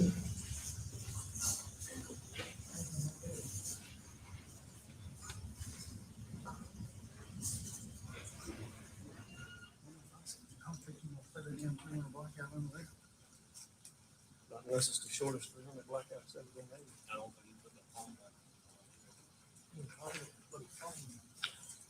I haven't asked the dad about the phone, but dad did say he came over and checked the pulses. Beyond that, I don't know what else he may have done.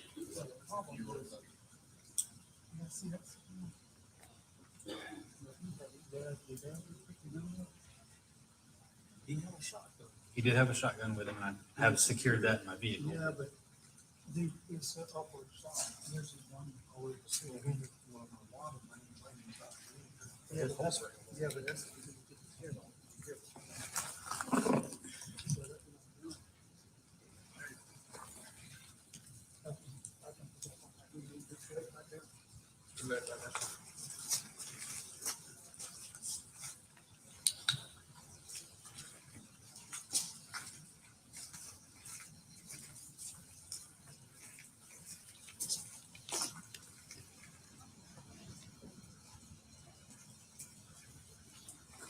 There's a lot right there.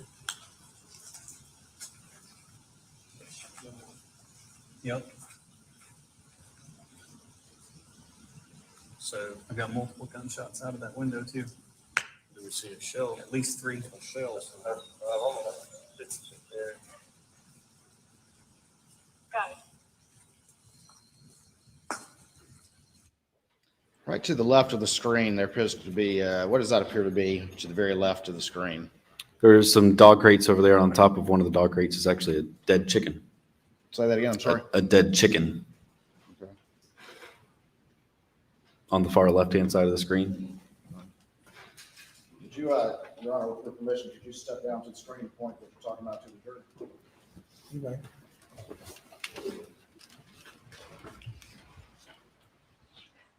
It's difficult to see, but right here on top of that small dog crate was what appeared to be a dead chicken. I'm sure I could do that. I couldn't see it. Could you do it? Do it again, please. This area right here. Right. Thank you.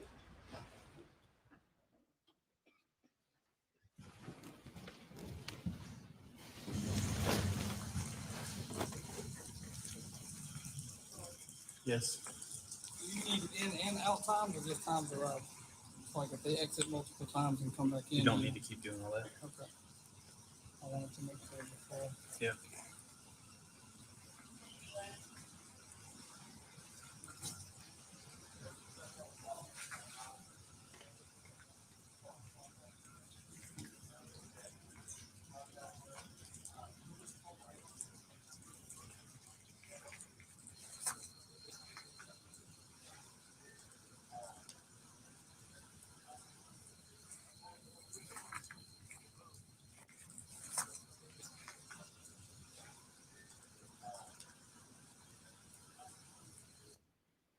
Is that your lights on right there?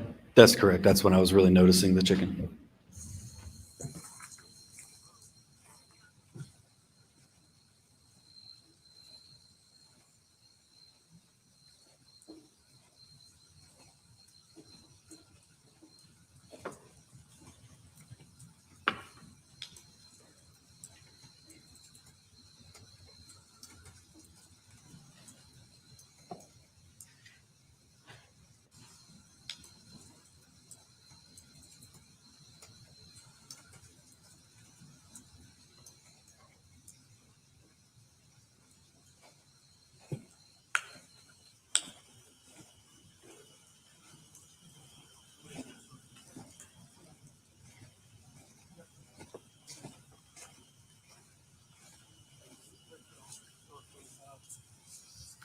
Just so you know, I've got at least 5 holes in the window in the back of that shed where rounds were exiting out the back that way. Which is gonna be what, because of the water on the day. He was carrying a shotgun on the guy. It is currently in my vehicle. Yeah.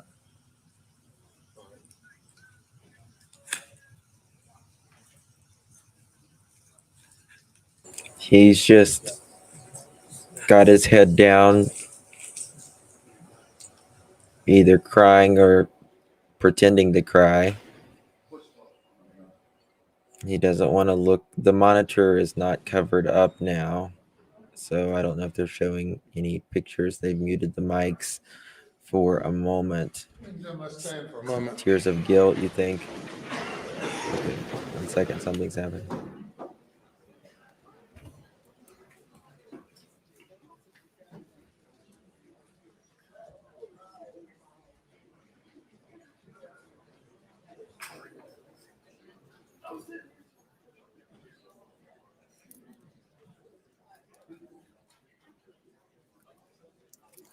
There's a lot of bodies that piled up around him.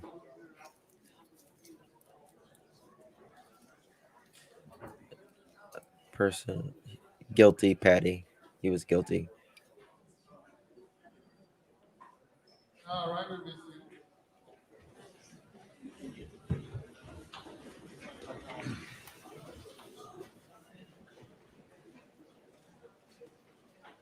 I don't know what they're doing right now.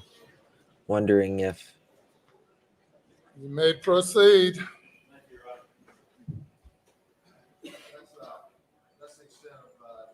That state will publish at this time, Your Honor. no, there's not a break. I thought there was going to be Yes, a two, few but other there's questions if I could. Deputy, excuse me, Sergeant Green. be careful, Nosy. I'm gonna show you what's been marked as exhibit number 5 to your testimony and see if you recognize this image. No, Dunlop. He doesn't. I don't think it's a hairpiece. Yes, sir. That would be an image from my body camera when I was looking at the tire tracks in the grass. Of course. Mittens, thank you for being here.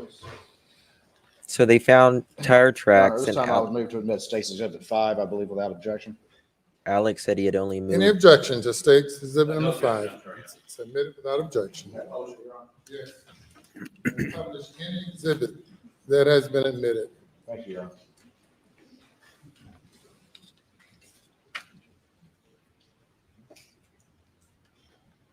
All right, it doesn't show up on the screen that great, but who is that person in the image right there? That would be Mr. Murdaugh. All right, and then just kind of in this area, it's more clear on the video, but that would be the tire Yeah. tracks you described earlier. Yes, where I'm shining my flashlight at that point is where the tire tracks were. Me too, Amanda. But they said there was more than. Looks like your kid came in there more than once, and he said he had only cut the came in video there off once. after playing sort of the relevant parts, but what did you do for the remainder of this scene as the evening continued? So the remaining part of my role would have just been making sure the crime scene stayed secure, people stayed out of where they weren't supposed to be. Investigators were handling the remainder of the investigation. Did eventually anyone from the SLED, the State Law Enforcement Division, show up? They did. I don't believe that would have been captured on my body camera, but they did, yes. At some point, did you like to turn your body camera off? I did. I cleared it with my supervisor, Captain Kraus, to ensure that I would not be needed for any additional investigative purposes, talking to Mr. Murdaugh or handling any additional evidence. And once that was okayed, I turned it off. And so that was consistent with standard police procedures and practices and when to turn the body camera off? That's correct. You just didn't decide to do it willy-nilly or anything? That's correct. At what point, just roughly, do you remember, did you clear the scene or leave the scene? I don't think I left the scene until several hours later. Were you still there when SLED crime scene arrived? Yes. Did you remain the entire time they were there, or did you leave at some point? I would have left prior to the end of my shift. I couldn't tell you the exact time that it was, but they were multiple units, including SLED and. Thank you, Mitten Mama. Means a lot. Thank you, honey.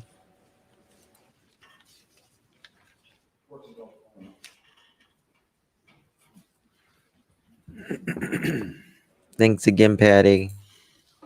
That's all the questions after this witness, Your Honor. Cross-examination.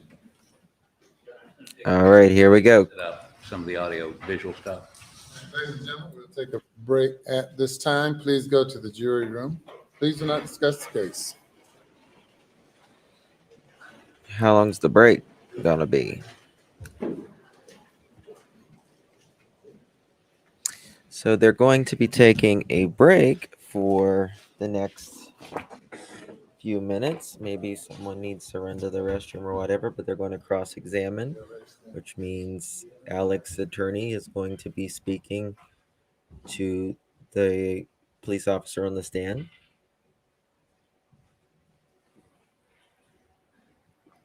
So there's that. Yeah. Seems like they.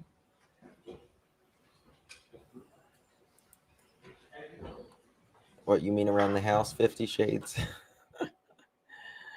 It's a lazy day. It's snowing here, so it's a lazy day. Just, sometimes you need a lazy day, right? Every once in a while. We're going to wait for that. Let's see if anything is popping off on Twitter right now.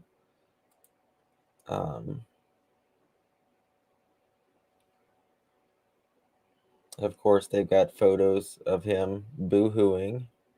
How quickly Alex Murdaugh goes from WT.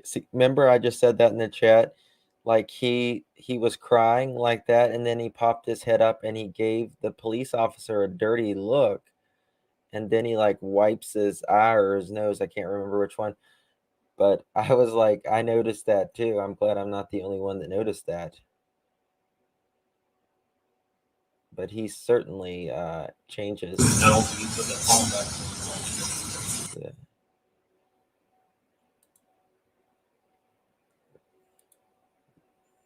Earlier when he was just boo-hooing. I think it was more for him, in my opinion, than it was itself. I mean, of course, he is technically innocent until proven guilty, but in my mind, he was very much what just. Do we have anything else?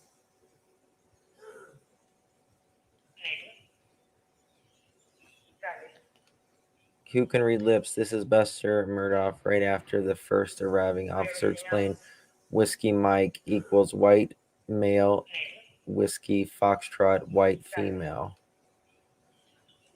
Can anybody read lips? Do we have anything else?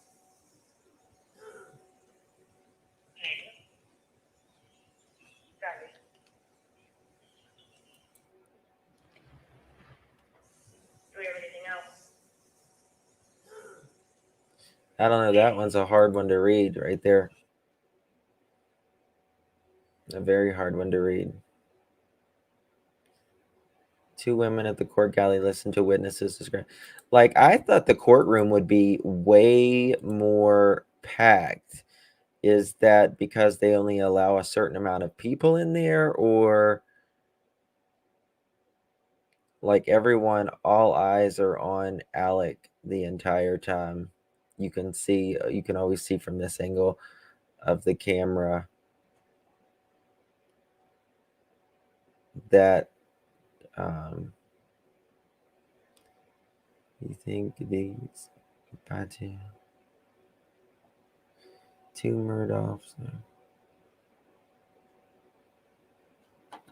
Hold on.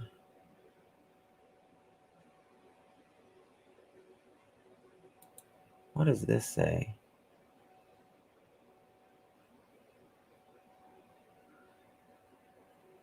That's interesting. Now, remember, Buster Murdaugh, who is here, he, make sure everything's good.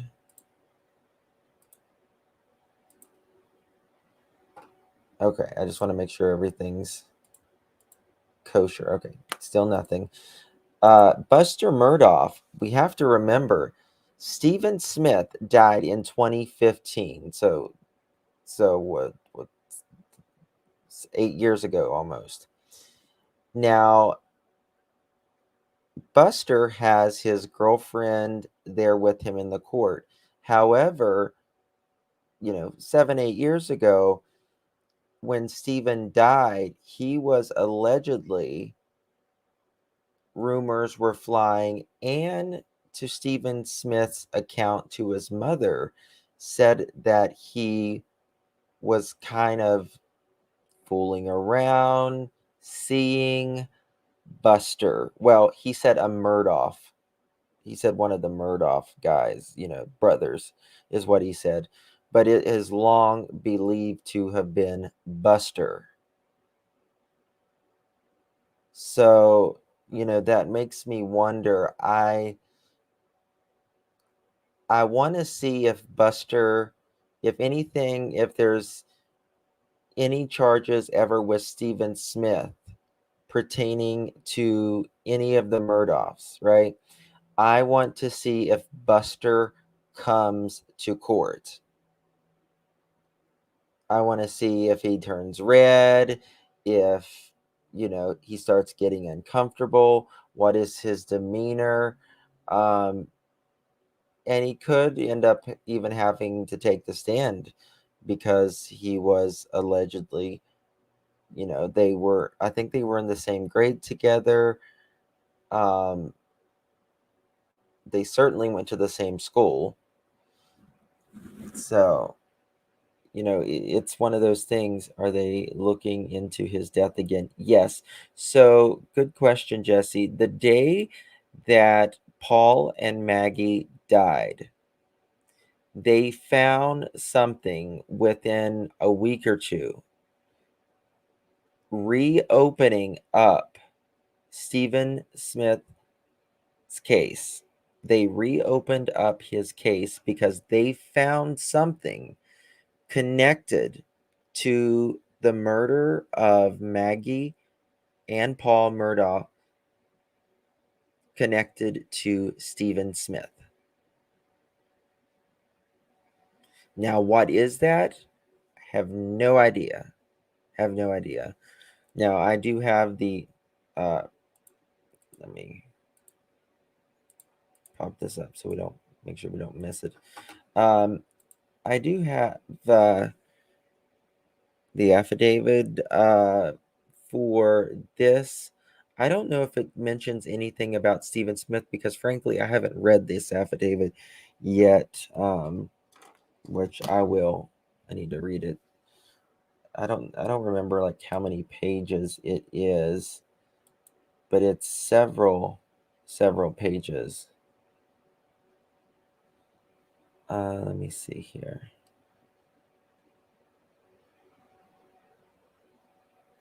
There's like a lot.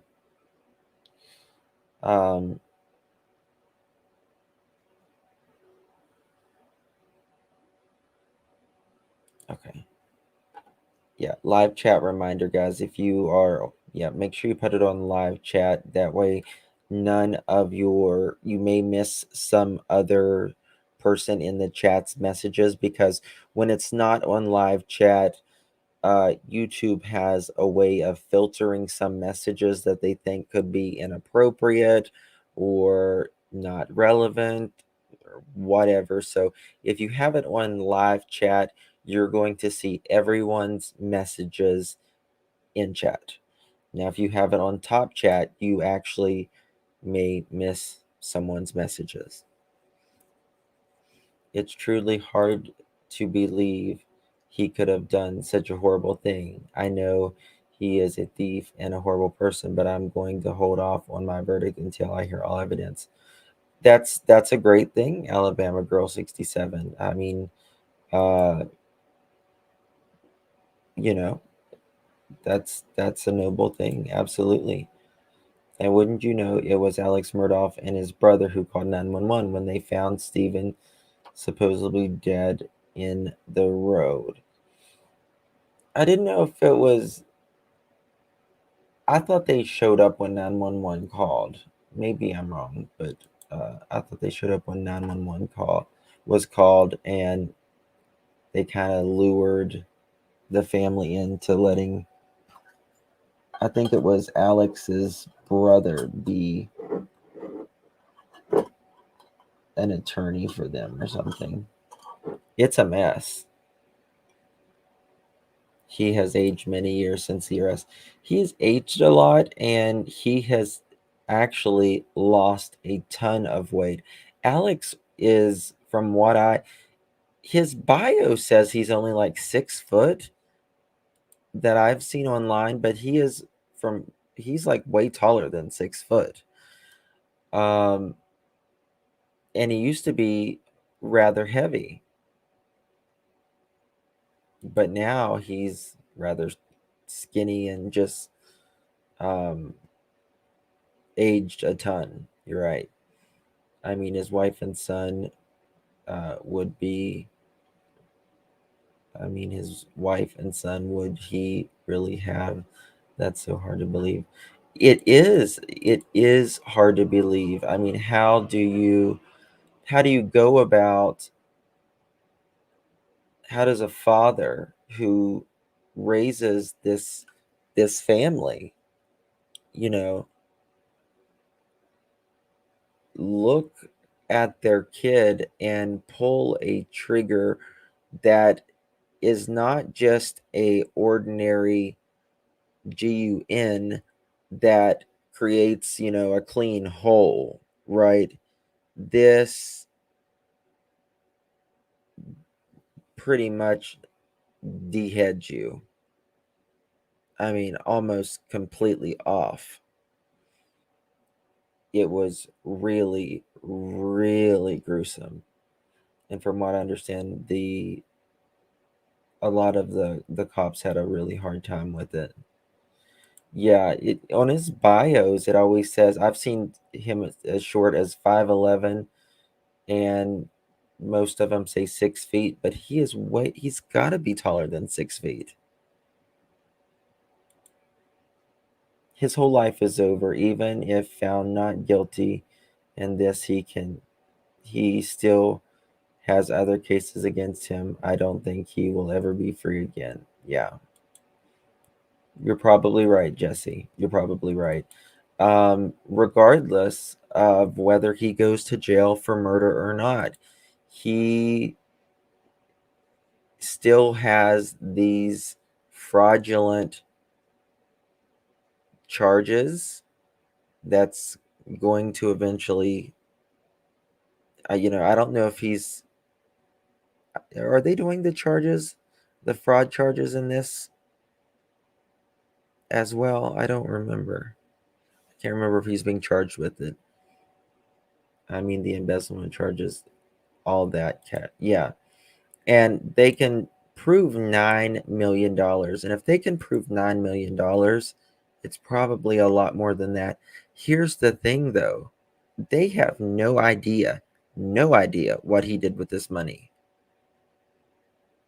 From what everyone has said. Now, maybe it'll come out in court. I don't know. But they have no idea.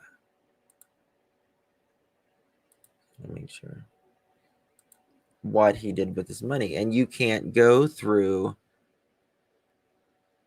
99 charges after he faces this. That's right. You're right. Hey, Plant Diva, good to see you, honey.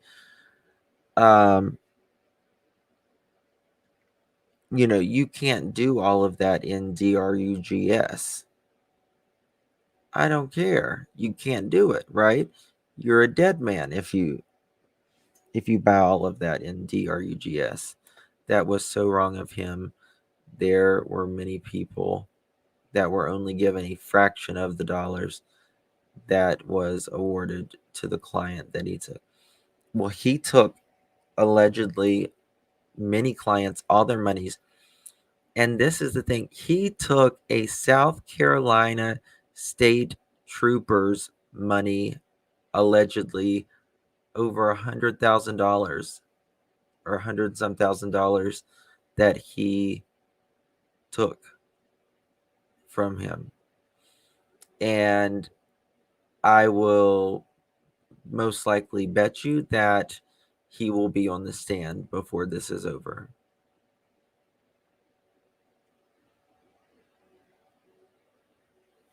What was that?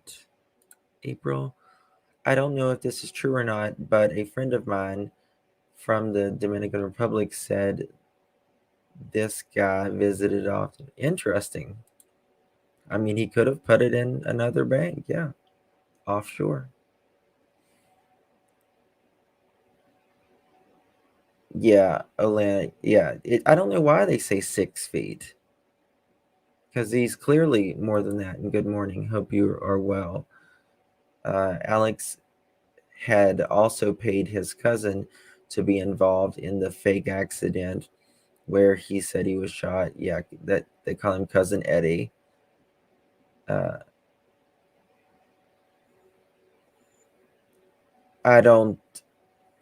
I mean, his cousin is, Eddie, he's in some trouble himself, but I think Alex used him tremendously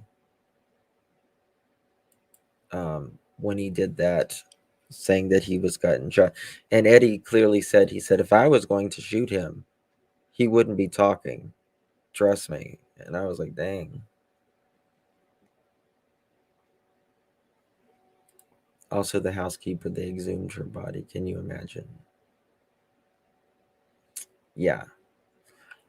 I've got some information on more about the day that happened and how she fell. She got up. She was disoriented and stuff. Here we go.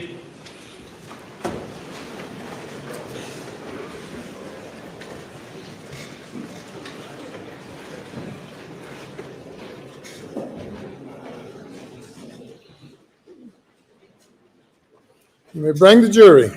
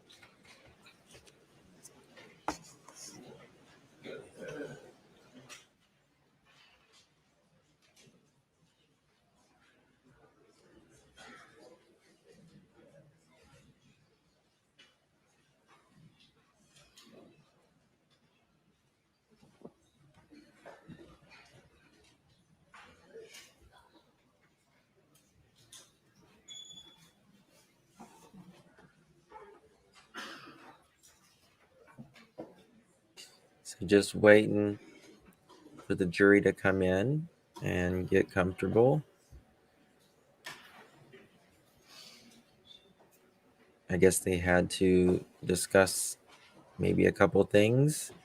The attorneys with the judge, or maybe there's Alec talking to his attorney. You may proceed. All right. Now Alec, he's going to cross-examine this officer. For my own edification, I'm curious. I've called over several weeks, left you voicemails for you to call me back and talk. Have I not? I haven't received any voicemails. You don't check your voicemail? Did you call my cell phone? No, I called your office. Okay. I don't have your cell phone. Okay. It's possible they sent you to the wrong one. I don't know. But you've spent an extensive amount of time talking to Mr. Waters about your testimony, have you not? I've spoken with him a few times, yes. How many times? 3 or 4, maybe at least. And has he reviewed with you the points he was trying to make? We've discussed the body camera footage extensively. Right. Let me go to a specific piece of video. I apologize, Your Honor, the AV situation requires me to have my AV guy come up and work on there. Did you get that? Yes. So, as he's preparing this, you indicated you were asked by Mr. Waters, said there was water on the ground, right? It hadn't been raining, and you saw water. right? That's correct. And as I understand it, and we're going to look at the video in just a minute, that water was primarily, at least what we see in your video, on the concrete area around the dog pens, correct? That's what it appears, yes. Okay. And let's go to that first. Share.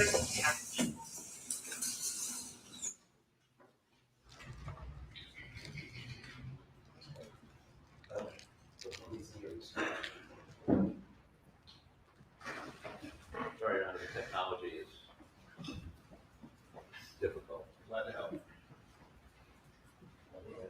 I think they're fixing something, maintaining something, maintenance of something, some sort.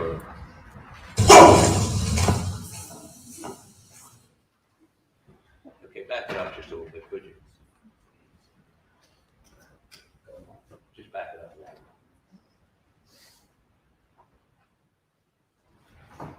Okay, yeah, now start right there. I have to stop for just a second.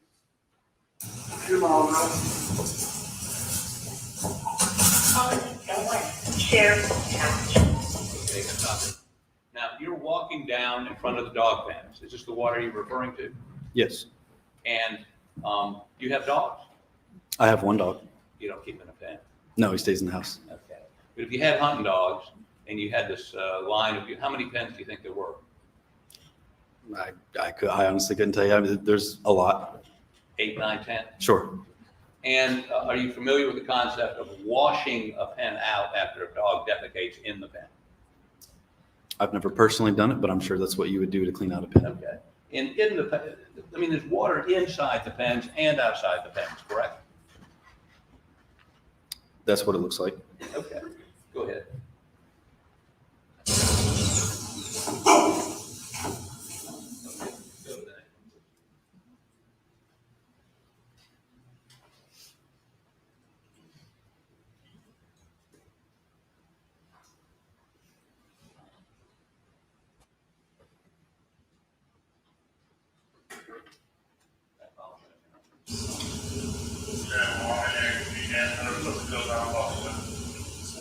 And again, we're looking at the dog pen, and the water appears to be outside the pen on the concrete. I think they're having some mic trouble. The video needs to be stopped for council to ask this question and for the witness to respond. You're posing a question while playing a video, I'm sorry, Aaron. or making a statement while playing the video. I'm sorry, the technology again is beyond my experience. Okay, so again, this shows the same area, shows water on the concrete outside these dog pens, correct? Yes. Okay. Go to the next one, please.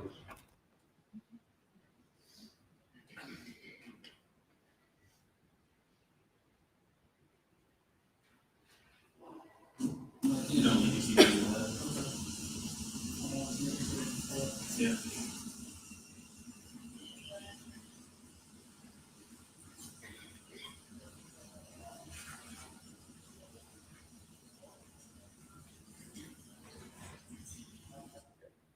So again, this shows, and actually there's a light shining and you see a couple dogs. So those pens are occupied by dogs. There's water outside the pen and inside the pen, as if somebody had attempted to wash something out of the pens, correct? There is water both inside and outside of the pen, yes. You got one more?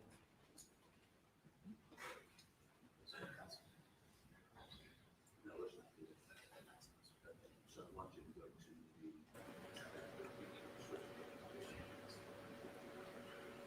They're muting.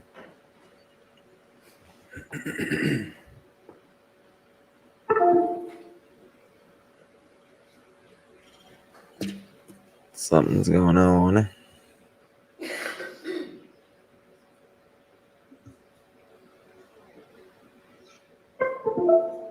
I apologize, John, but the technology is so complicated then.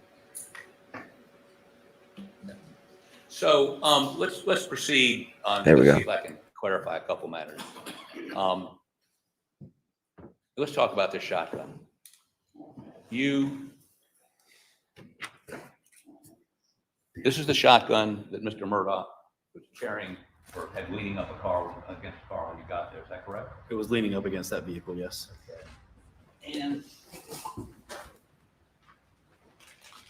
according to what you testified to just a moment ago, these are the shells, the chain of custody on the shotgun and the shell. They went together. Whenever I released the shotgun to the SLED agent who took possession of it, I was unaware of any shells that may have been inside of it at the time that it was handed over.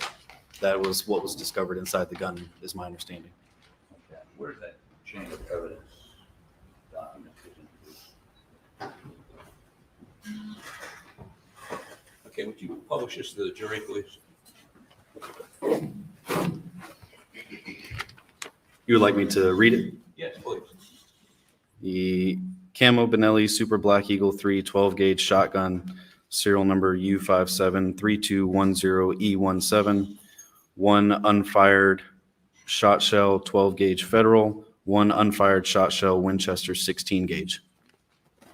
Okay, so there's a 12-gauge shell and a 16-gauge shell. Yes. 12-gauge shotgun. Yes. It's maybe way beyond your experience, but can you fire a 16-gauge shotgun shell from a 12-gauge shotgun? I wouldn't recommend trying it. You recommend what? I would not recommend trying it. I don't know that it would actually work or not. Could it result in damage to the person trying to fire the shotgun? More than likely. Jack, he's already said he doesn't have an answer to that. Objection is overruled. So you would not, you can actually harm yourself. It could blow up if you pull the trigger on a 16-gauge and a 12-gauge shotgun. I've never tried it nor seen it tried, so I don't And the know. reason you don't do that is because What is that? Is that woman talking into that thing? So this shotgun, according to the chain of evidence you just read, has a 16-gauge and a 12-gauge in it. Correct. And it was leaning up against the car. It was. The shotgun was. Now, I'm sort of interested as to. Sure. I'm sort of interested as to why. Well, I've never seen a dictator like that, though. on this tape, or maybe others, that there was a theory that Paul had shot his mother and then shot himself. Is that correct? That's out on the scene. Yes. Because she had been shot multiple times, and he had been shot with a shotgun. At least one of the shots, we all believe was upward. That's why his brains were all over the ceiling. That part, I don't know. I wasn't involved in that part of it. At the scene. I did not discuss anything being shot upward. I don't recall saying that. Did you hear discussions to that of your fellow officers? Of a shot being fired upward? Yeah. That's what it looked like they were saying, yes. Okay. And further, I think y'all. Plan Diva, a lot of the notifications aren't going out. Brains are on the ceiling. There's blood all over the place, correct? I don't recall them saying brain was upward. I don't recall. Okay. And further, you, as you're discussing this with them, indicate, let me make sure I get this correct.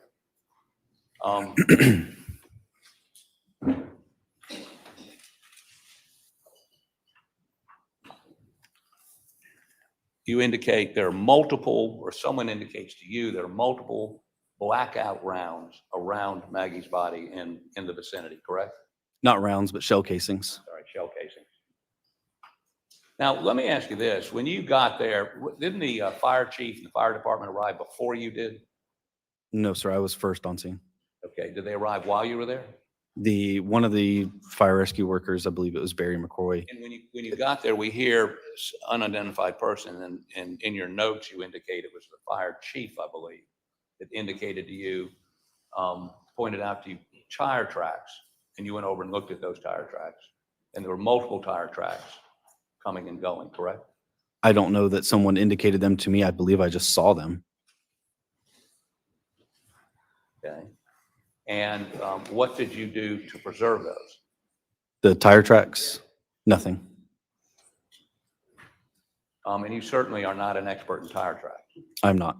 So you couldn't tell whether it was multiple vehicles or one vehicle. No. And it may have been multiple vehicles. May have been. Did you take pictures of the tracks? I did not take any pictures of the scene. Instruct anyone to take pictures. No, sir, that's not my job. Is he crying again? No, sir, not my job. Do you regret not doing that? It's not part of my job description. So what's your job to even tell them there were multiple tire tracks? If it had come up, if I had been asked, yes. And in addition to that, since they were not secured in any way, multiple vehicles, law enforcement vehicles and others drove over those tracks. That's possible. I wasn't over there the whole time to know what kind of vehicles were driving in the area.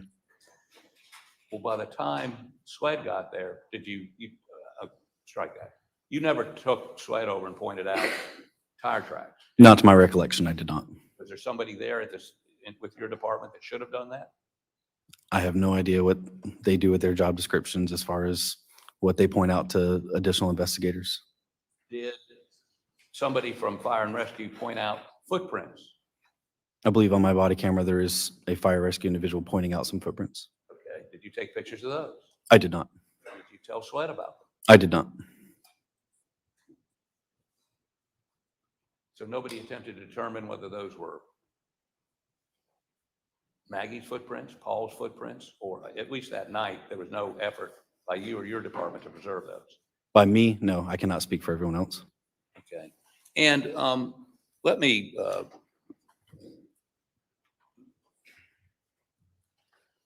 ask you this.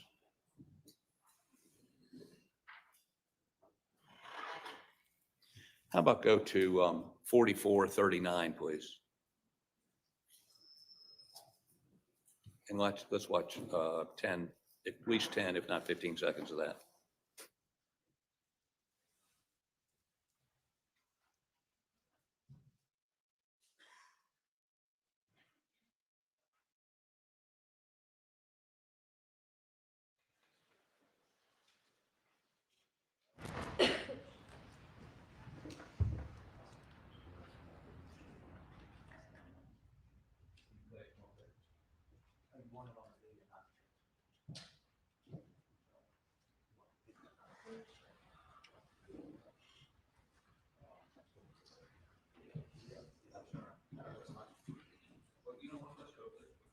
Right, Dark Horse? Andy's back to normal now. Dr. Jekyll and Mr. Hyde.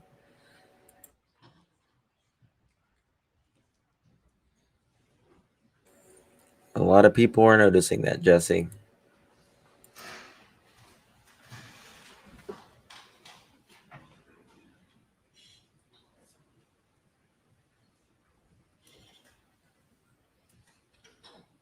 Okay, if you go to page 17. DC it is, because when you hit 911, it's automatically starts recording even before it rings or anyone picks up. You're on, right? And when she answered, Jack, that's they're, when he started crying. Putting a transcript that's No, not no, been. no, no, we're gonna play the video.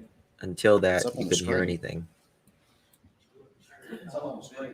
You're on, right, Jack? I apologize. So it was clearly an act, in my opinion. We have to prepare the transcript. It's synced with the video. Okay, well, I object to that. Your Honor, I object. This transcript's not been provided. There's no need for a transcript. The officer is here. They can play the video and he can comment. The transcript being offered.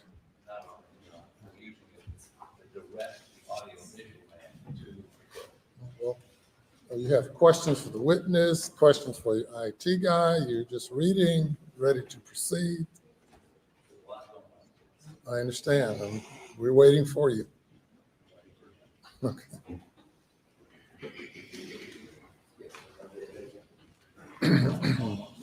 Yep.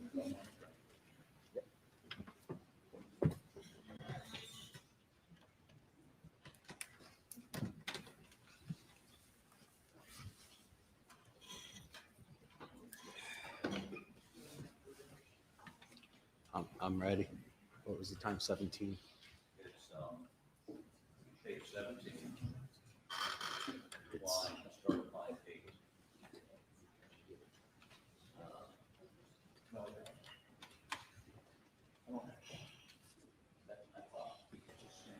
What is he trying to do? The judge is like, and we're waiting for you.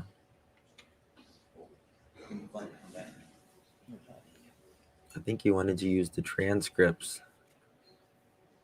but it wasn't entered.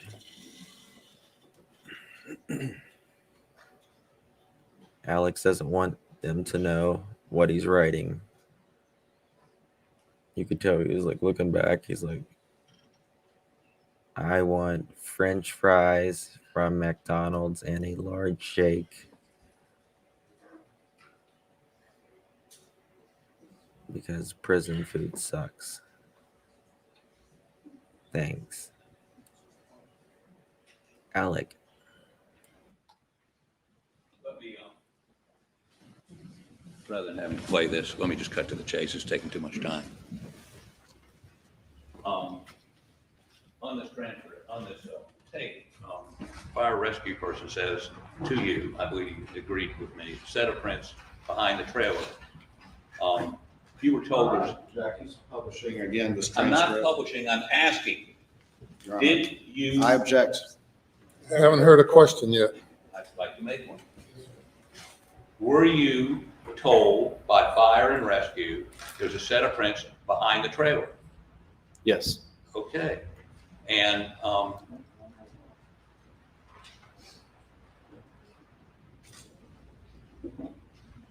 did he tell you that they attempted to not disturb? It's going to get heated. In any way? I don't recall exactly what was said. Let me further ask you. You asked Mr. Murdaugh, we heard this on the tape, you talked about the tire tracks coming and going, and he told you those weren't his tire tracks, correct? He did say that they were not. Okay. And further,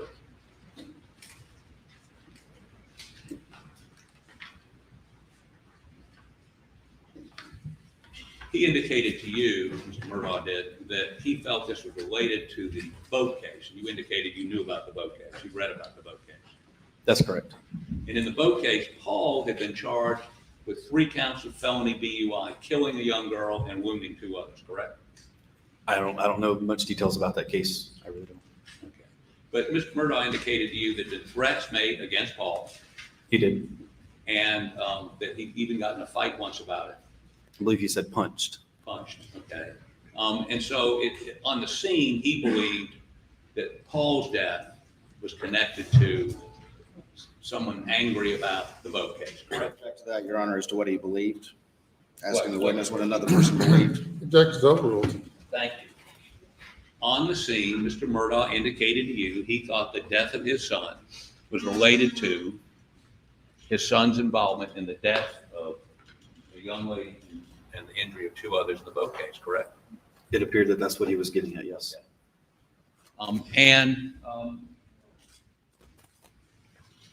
That's on the tape. Now, let's talk a little bit about the preservation of the crime scene. This sucks because they didn't preserve some stuff. They're going to go after their weakness. Other than put yellow tape up to preserve the crime scene. That is about the extent of my job, is to put up the tape and make sure people that don't need to cross it don't cross it. And I noticed that there were officers walking around putting little pieces of tape near shell casings. There was one officer doing that, yes. And in the process of doing that, I didn't see any lights other than maybe a flashlight. Were there any, did y'all put up any sort of high intensity lights so people could make sure they weren't stepping on something in the dark? At that point, there was no light, no additional lighting that had been put up. No. But you and your officers were walking through that entire area, is that correct?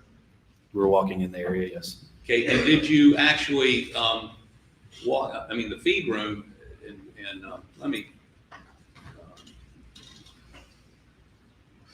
maybe this is the best way to do this. Oh, pictures, please.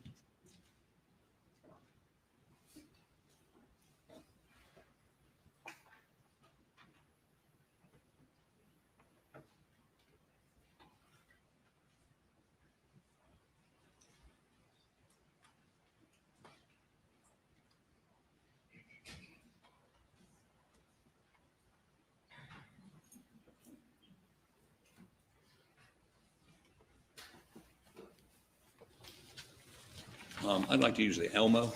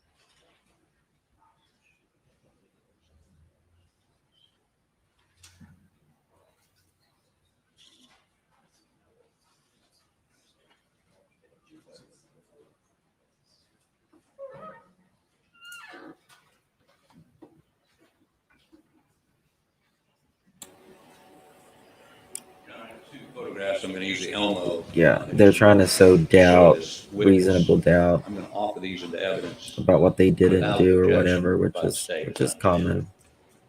Mr. Mark, I have no objection. I would note they're graphic and they need to be shielded from view. Elmo ready?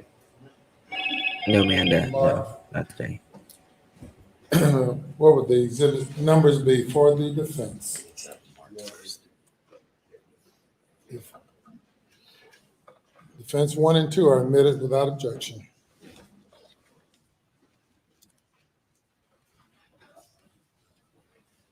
Okay. So, thank you. I'm going to first show you the picture. See if you can identify it, please.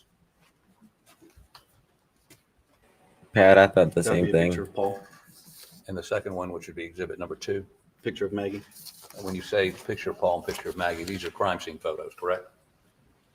They appear to be, yes. Is this what you saw that night? Yes. Both of these pictures Yes. accurately depict what you saw that night. Yes.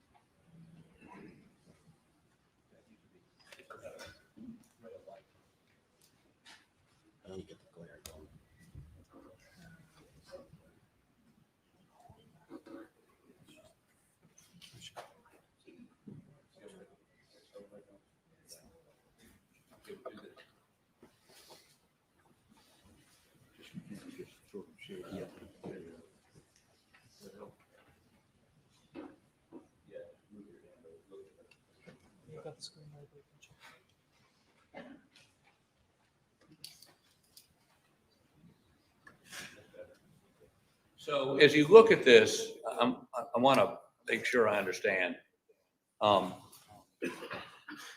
One of Paul's feet is still inside. This is the feed room behind him, correct? Yes. And this is his head, lots of blood, and this would be a part of his brain lying next to him, correct? I don't know if that's part of his brain or not.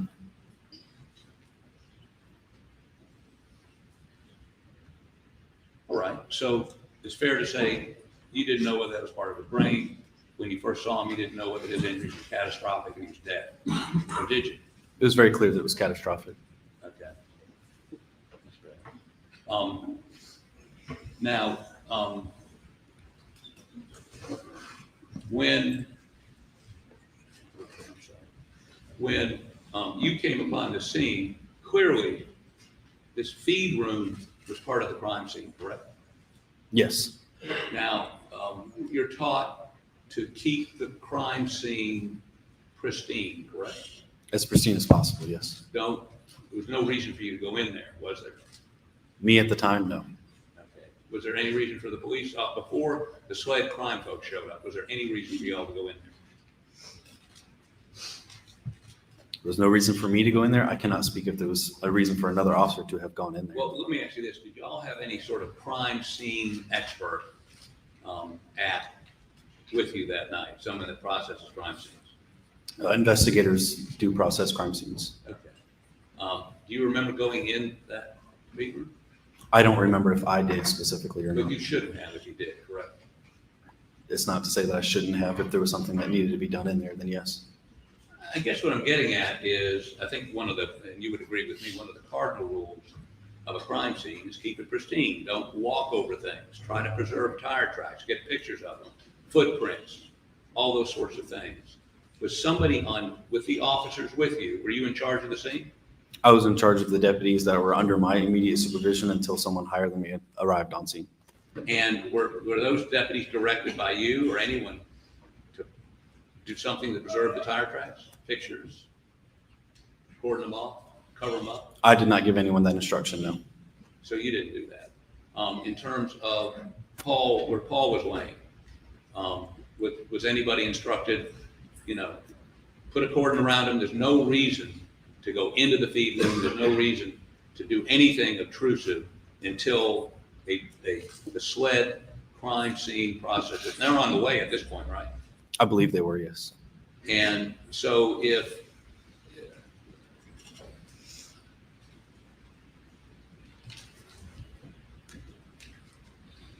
okay, so let's put the other one up.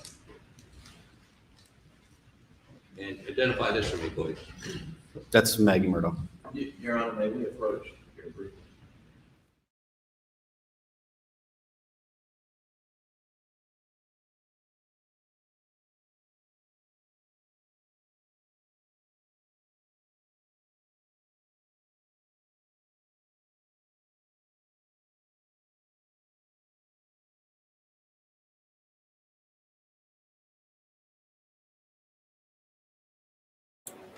Okay, they're approaching the judge right now.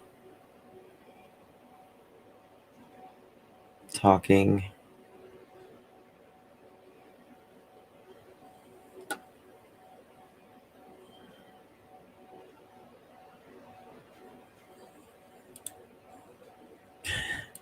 Min mama. The lawyers are seriously versed and will mess up a damn good thing witness in a heartbeat. Yeah, it's especially when you feel a certain way about it, but we have to remember this is going to happen on both sides. There's going to be times where the state slams a witness and from the defense and vice versa.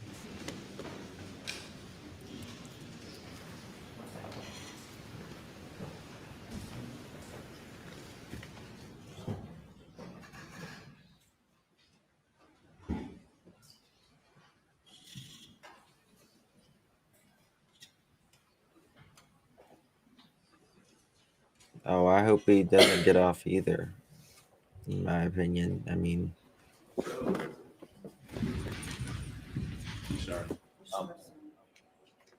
he's Can you got identify this for the jury? some of the best in That South picture? Carolina. It's Maggie Murdoch. After she's been killed. That's correct. And by the way, when you saw her was it apparent that she was deceased? You believe? But have you ever seen a dead body before? I have seen multiple, yes. Many, right? Yes. So you're sort of an expert in this area, who's dead, who's not, who ought to get EMS there to check them out or not, correct? You make that call often. Yes. Okay. But you could understand, obviously, Alex Murdaugh's concern that they might be alive, that maybe, you're not saying that he shouldn't be concerned if somebody check out both Maggie and Paul to make sure they were dead, right? He was very concerned about that, yes. Okay. Now, as to Maggie Murdaugh, we see these numbers. Did y'all do these numbers, or were they done after y'all were there? I don't know when those numbers were done. They were not placed by myself. Or your team? I can't say that for sure, certain. We see that in the video, that they're putting down yellow tape. They're not putting these down, correct? That's correct.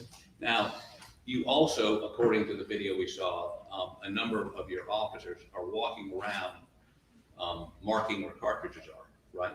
They were. Did they pick any of them up? No, not to my knowledge. Well, later on, we see them talking to you and others on the video where they're saying these rounds came from a blackout. They're blackout rounds. The blackout. 300 blackout, yes, sir. Right. I mean, did they get down on their hands and knees and look, or I mean, did they? You would have to ask them. I don't know what they did to know that they were 300 blackout rounds.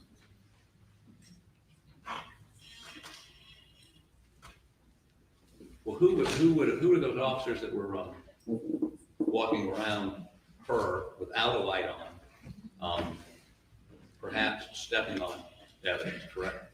Who are those officers? Deputy McDowell and Deputy Pruitt were both in that area. Were they doing that pursuant to your instruction? They were not specifically instructed to do it. They were just took the initiative to do it.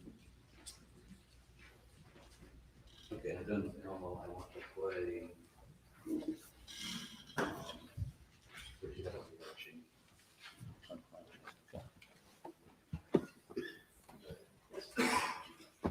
You ready? Do I have to turn Elmo off? Are we good? Yep, we're good.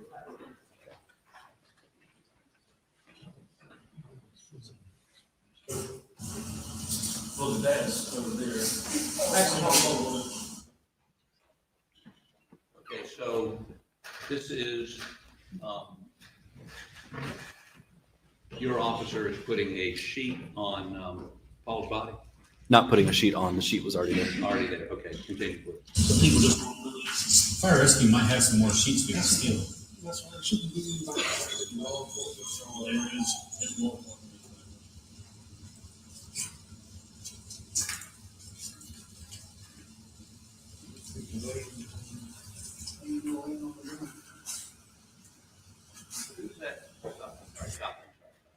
Who's that standing inside the feed room? Just inside that doorway was Yeah. Deputy McDowell. Okay, were you the present, is that your body cams, you're watching them do it, right? That's correct. Should he have done that? Stand where he's standing. Standing inside the feed room? It's part of the crime scene. We're all standing inside the crime scene. Inside what? The crime scene. We are all standing in the same crime scene. I understand the same crime scene, but clearly you believe, based on discussion, and everyone in your unit believed, that the fatal shot was made where he's basically standing, correct? That, in that area? Where we are all standing. Yeah. Yes, sir. Is that procedure to walk around on top of an area where shots have been fired? That perhaps, and I think even in this, they're talking about tissue or brain matter laying there. Well, you have to walk up to the crime You scene. don't put anything on your feet. I mean, the feet thing is a different thing. Mr. Stain, you must pose questions. Did you in any way have your men or women put protective gear on their feet? I saw you put gloves on, but did they put anything to insulate themselves from contaminating the scene? On their feet, no. In many instances, departments around the country have people dressed in a gown to keep their DNA, their hair from contaminating the scene. Do you do that? We do not on road patrol at Gallatin County as standard practice, no. You do not do that. Not a standard practice, no. Have you ever done that? I have not. Have you ever had something covering your feet when you're walking on a crime scene? I couldn't tell you that for sure. Now, if we later on find, and did you notice bloody footprints? Well, first of all, did you notice bloody footprints inside the feed room? I don't remember seeing any. Sorry? I don't remember seeing any bloody footprints. Okay. If there were bloody footprints in the feed room, could they have been created by you or your men? They could have been created by anyone walking in that area, sure. And you're walking in there, or your men are walking in there, correct? Yeah, correct. And you think that's standard operating procedure? Well, you do your best not to contaminate anything. And this is your best? What you're looking at right now is standard procedure. To walk in an area where there's blood, where there's brain matter, where there's, and I believe there was wadding laying on the floor. I don't recall.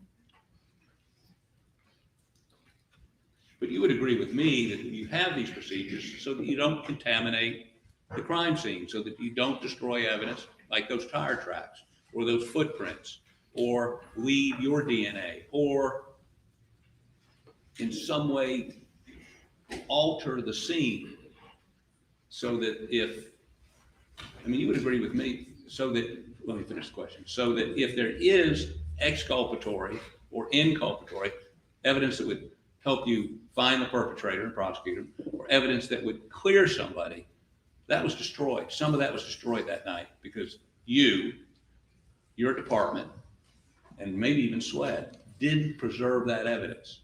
Isn't that correct? I'm not sure if I fully understand your question. The question is this: if you are exfoliating, your men are standing in the spot, and there was evidence there, or the tire tracks that weren't preserved, or the footprints that weren't preserved, that evidence could either incriminate somebody or exculpate somebody. Correct? Could, yes. That's why you don't do this, right? That's why you don't contaminate the evidence, correct?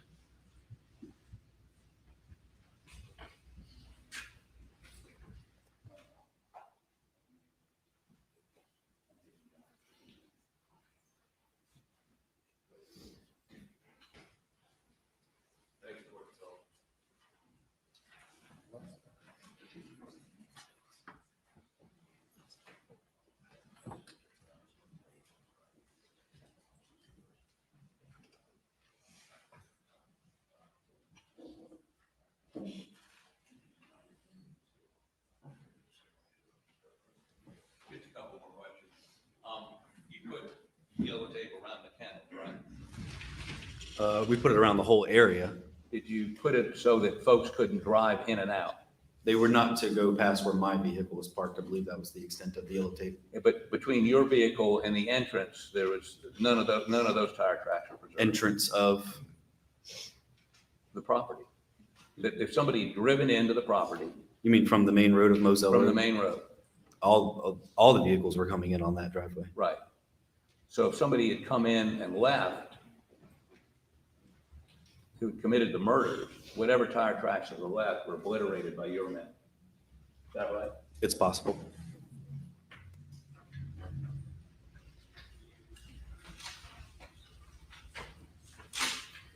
Were you there when the coroner arrived? Given my extent of the time there, I would assume so, but I don't remember But you don't remember specifically. seeing the coroner. I may have. I don't remember specifically. Apparently, according to the body cam, you didn't talk to him. Not on my body camera, but it could have been after the body camera was turned off. I don't know. And why'd you turn it off? Why was the body camera turned off? Yes. Once my specific job of doing any primary investigation after my initial arrival is completed, and I'm not going to be doing anything further to investigate, it's no longer needed.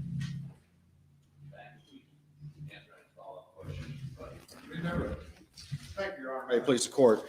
You were asked a series of questions about contaminated evidence. Are you aware that any evidence was contaminated in this case? I'm not. Did you engage in everything you could to avoid contaminating evidence? Yes. Did you in fact instruct your deputies set up a crime scene and instruct them to avoid areas where evidence might be contaminated? We did everything we possibly could to avoid contaminating. Do your officers all have basic training in trying to avoid contamination of evidence? Yes. Are you also, though, as first responders in a fluid situation, doing the best you can to assess what's going on?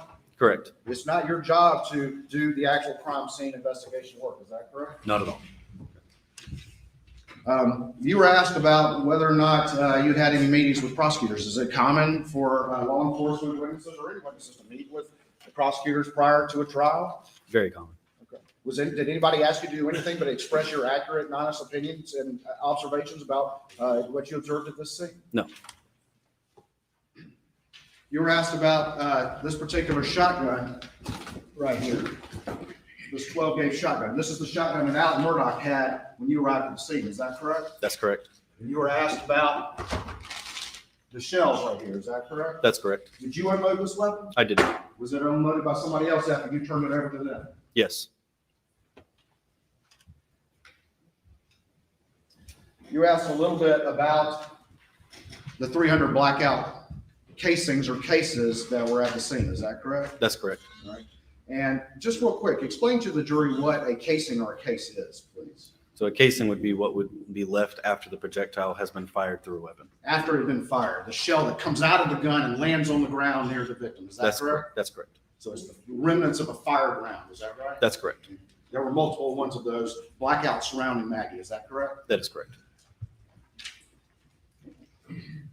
You were asked a lot about the tire tracks, and you just happened to notice those over behind the defendant's vehicle. Is that correct? That's correct. And we had a still image put into evidence, exhibit number 5. This is it right here, which is the still image. Is that right? Yes. All right. And the still image doesn't reflect as good as what the video does. Is that right? You can see The video shows it much better. much better. All right. Were these like tracks in the dirt, or were these just impressions in the grass, in the dewy grass? They appear to be impressions on the dewy grass. They weren't like tracks in the dirt that you saw, correct? No. All right. I'm going to go back to the video.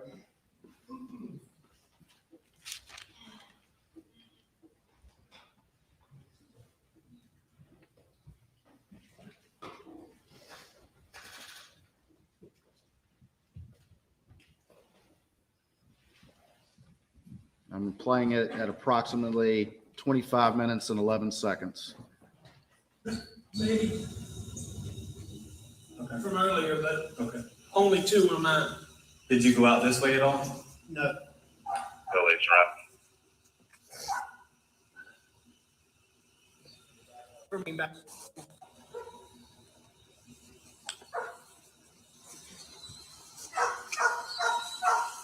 Just go over to that corner of the building.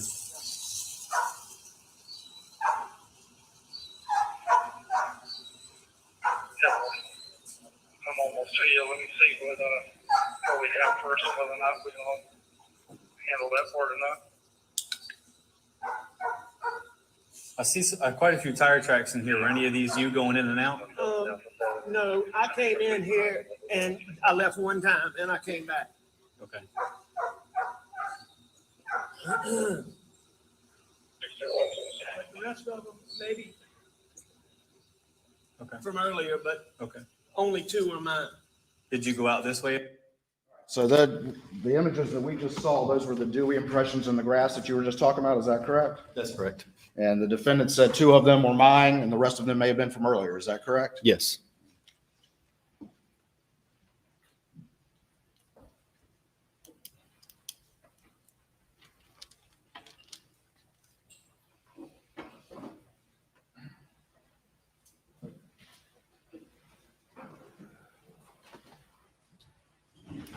You were asked a little bit about the boat case.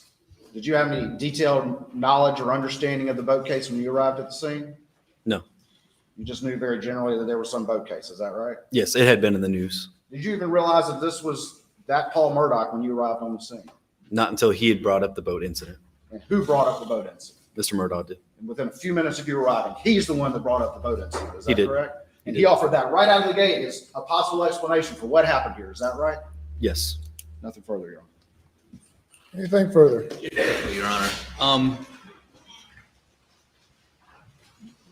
Did you find it unreasonable for him to say that his son, who'd been involved in this incident, who'd been threatened on numerous occasions, been punched? He told you he'd been punched, right? He did. Okay. That was a possible explanation, not implausible for somebody killing Paul. You didn't bite back on him, did you? No. And it was, in his mind, apparently the only reasonable explanation that occurred, right? I don't know what was in his Well, mind. I mean, that's what he told you. That's what he believed.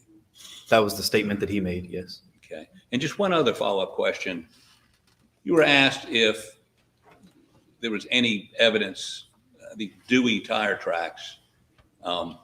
This was at 10 o'clock at night. Was there dew on the ground already? It was pretty humid out. There was a lot of It was dew. humid. Yeah. It wasn't in the morning. This was not morning time. So, and are you telling me no one could have looked, no expert could have looked and said, that's a Suburban, that's a pickup truck, no one could do that? Or do I'm you- not going to pretend to know what an expert in that kind of stuff can and can't do. But you're not an expert. Did you believe those tire tracks would last until SLED got there? Yes, it appeared that they probably would. Did you point them out to SLED? Did I do it? Did you point them out to SLED? I did not.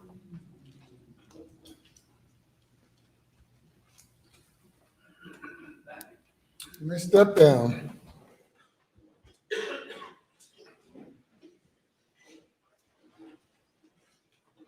Call your next witness.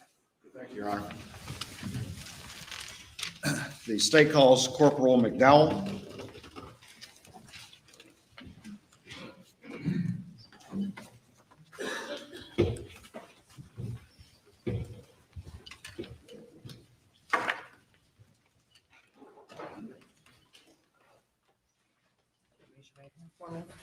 Do you solemnly swear or affirm that the testimony you give to the court in this trial shall be the truth, so help you God? I do. Thank you. If you'll have a seat and adjust that microphone, make sure you speak into that microphone. State your name and spell your last name, please. My name is Chad McDowell. The last name is spelled McDowell. Corporal McDowell, how you doing today? Good. Tell the jury where you work, please. I work for College and County Sheriff's Office. All right. I'm assigned to the road patrol, the K-9 handler. Okay, and can you just give us a quick background of who you are, where you grew up, and how you ended up in your career in law enforcement? Sure. I grew up in Colleton County, went to Colleton County High School, went to college at Tri-County Technical College, where I studied criminal justice.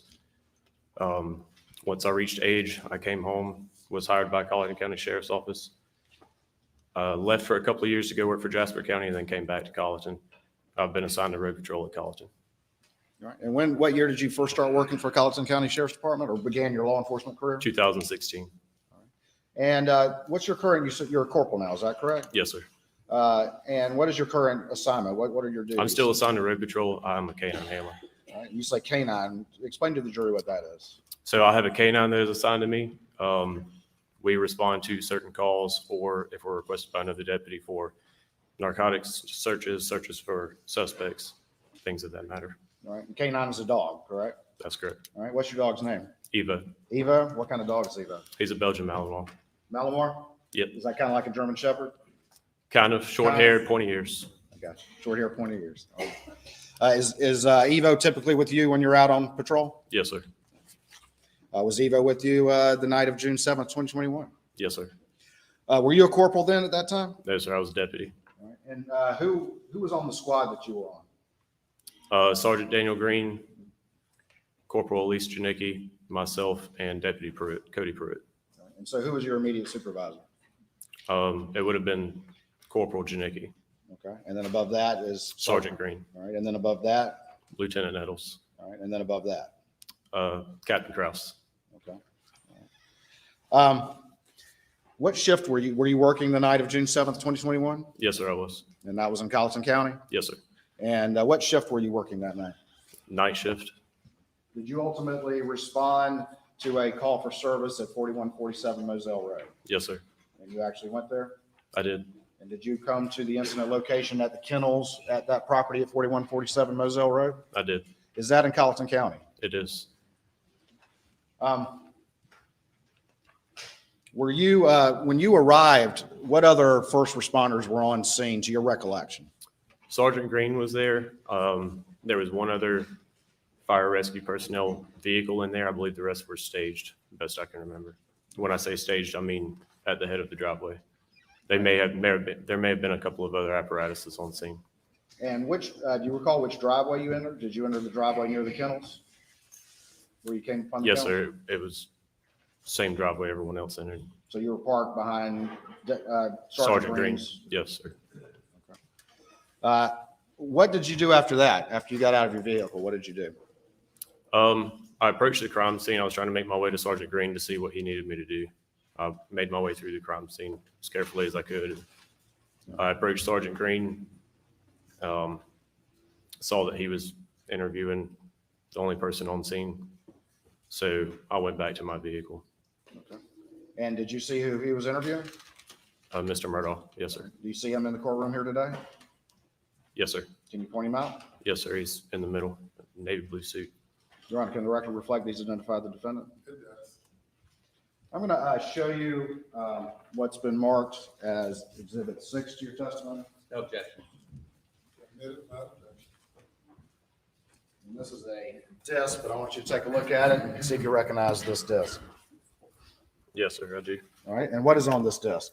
It'd be body cam footage from my body cam that I wore. All right, and how do you know that this is that body cam footage? It has my initials on it. All right, so you reviewed this and put your initials on it, is that correct? Yes, sir.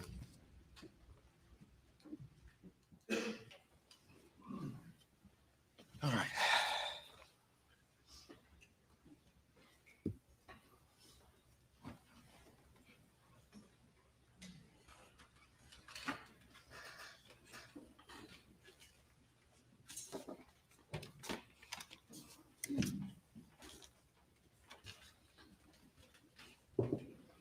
If I could get input, please.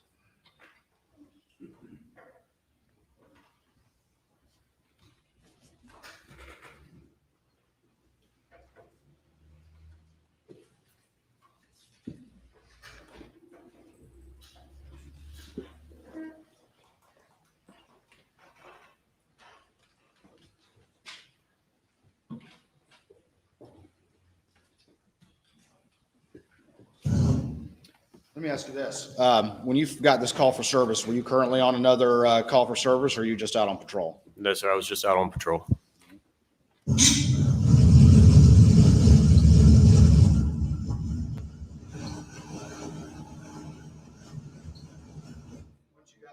Service, what did you do? Did you activate your lights and Activated sirens? lights and sirens and responded to the incident location. And once you do that, do you make all haste to get to that incident location as fast, but it also as reasonably safe as you can? Yes, sir. Is that standard operating procedure? Yes, sir. The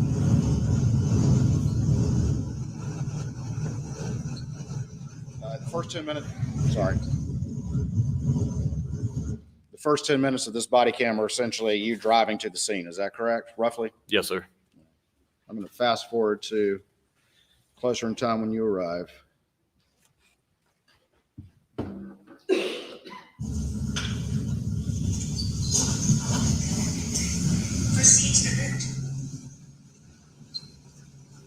I heard proceed to the route. What was that? I had a GPS activated on my phone. Just like most people use. Is that right? Yes, sir. Okay. Take a slight left turn.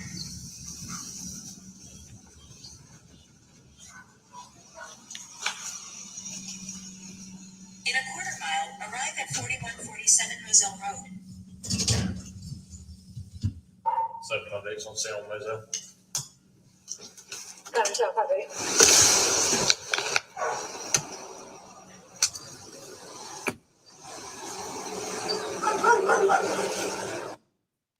Are these the kennels that you saw when you arrived at the property? Yes, sir. And to the right is sort of the shed or the hangar. Is that correct? That's correct.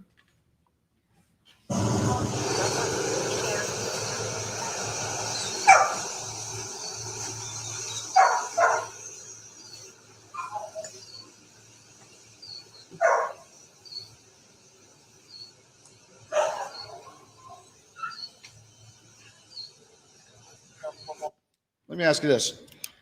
You're obviously serving as a road patrol officer. Is that correct? Yes, sir. Do you, what is your job as a road patrol officer, as a first responder when you come upon a scene like this? What is your particular role as you arrive at something like this? We get on the scene, we secure the scene, meaning make sure there's no active threat for other arriving first responders.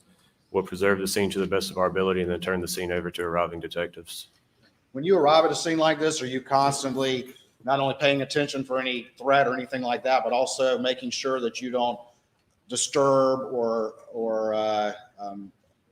any sort of evidence that may be at the scene? Yes, sir. Is that part of your general training and standard operating procedure? It is. You also have to couple that, though, with the duties of a first responder, which is to get to that scene, to secure it, make sure there's no active threats, and get that under control. Is that correct? That's correct. So the duties of a first responder have both of those sort of balancing together. Is that right? Yes, sir. Or are you constantly always looking around for evidence, not only to identify it, but also to assure that you don't disturb anything? Is that your general? Objection, Your Honor, leading. Thank you, Your Honor. What is your general training as a road officer as it relates to coming upon a scene and looking for evidence? Our number one duty would be safety. Number two, we're looking for evidence so as not to disturb it. Thank you.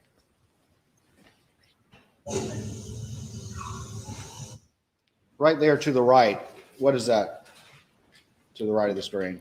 It'd be Miss Murdoch's body.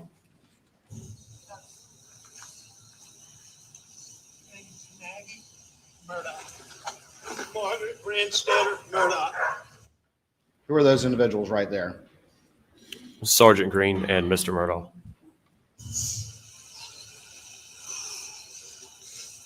How you doing? What did the defendant say to you right there? He said, "How are you doing?" Did you know him? No, sir. How you doing? That's what he said? Yes, sir. What's her birthday? I'm okay.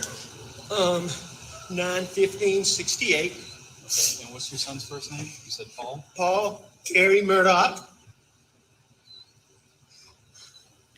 And what's his birthday? 4. What are they covering him up? Tell them they don't have to do that. They don't need to.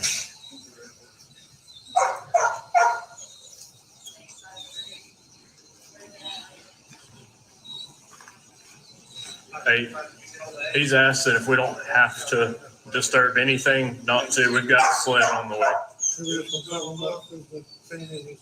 Yep.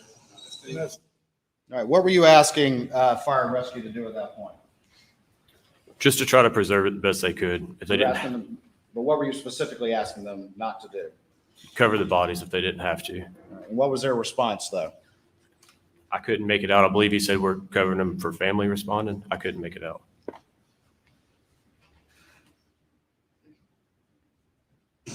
He's asked that if we don't have to disturb anything, not to. We've got a sled on the way. Yep. That's it. Do you recall now? Again, it sounds like he says we're going to cover him up because of the family being here. Okay. Does the family being here? That's what it sounds like. All right. Right through here, go around this way here. Yes, I agree. I told everybody else to cancel, so that way they got to come down here. Thank you.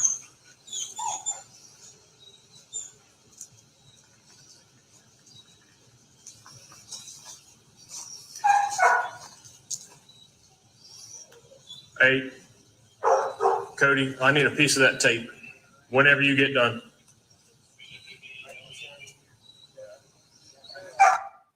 What did you just ask Cody for? A piece of tape, piece of crime scene tape. All right, and who was Cody?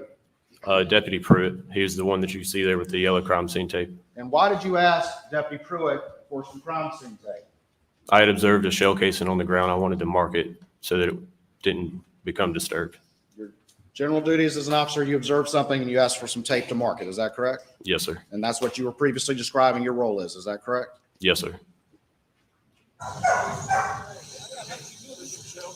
Yeah. If y'all don't mind, just mark them. Do what? Okay. I got a casing right here, so watch your step.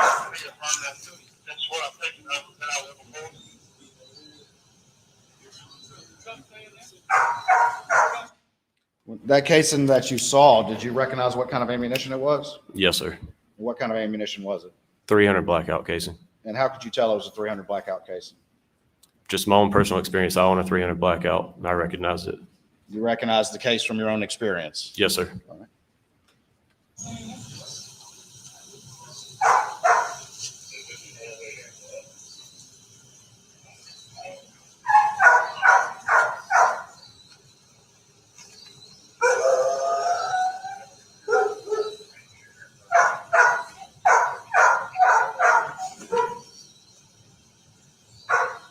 It's 300 blackout.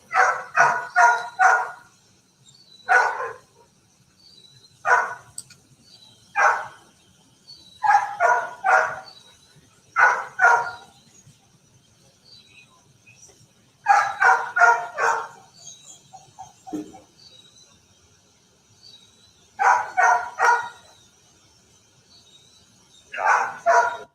you observe any dogs in the kennels? I did. Do you remember how many or where they were? I do not remember. More than one dog, though? I don't remember.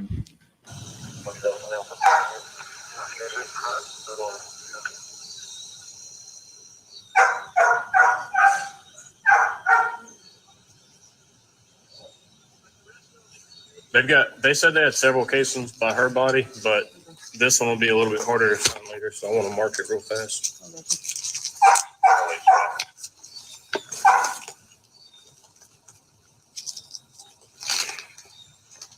When you marked that casing, were you careful not to disturb its location where you found it? Yes, sir. I placed the tape beside it and then placed a rock on top so it wouldn't blow away.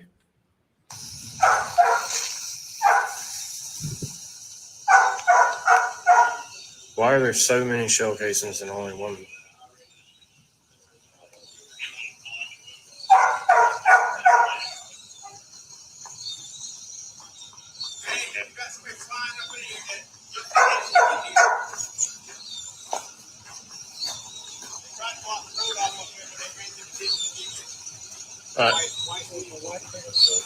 Okay.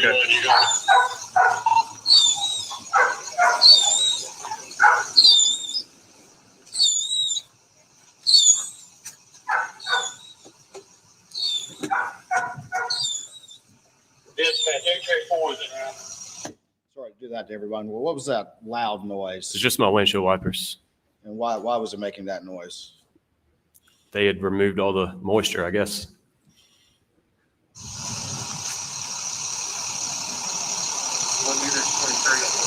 I don't see anybody.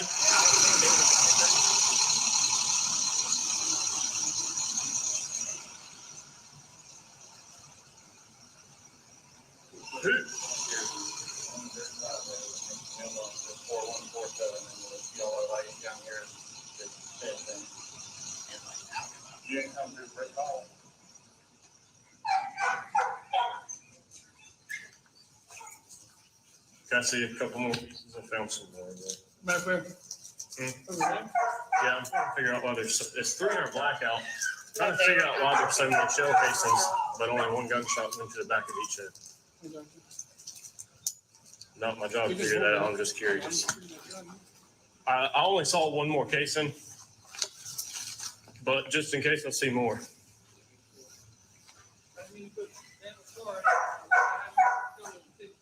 Daniel put his car in there. So, no. This is, I'll tell you about this in a minute. There's one there. There's blood over here.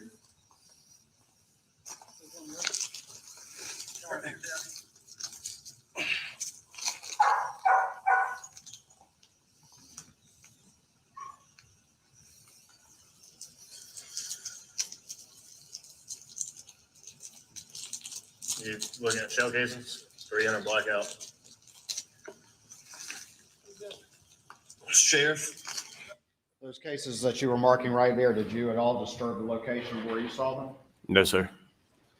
Is it your job to be doing a crime scene collection for this case, or are you just doing that to assist those who will do that will arrive at a later time? No, sir. I don't collect anything. I'm just marking it so that they're not disturbed.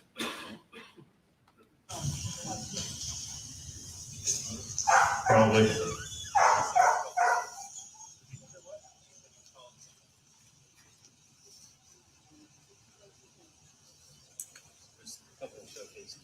Yeah, those will be easy to find. I was just marking a couple that were in the gravel. It might be harder to see at some point. Y'all familiar with this family? I wasn't until you told me names. All right, I'll fill you in later.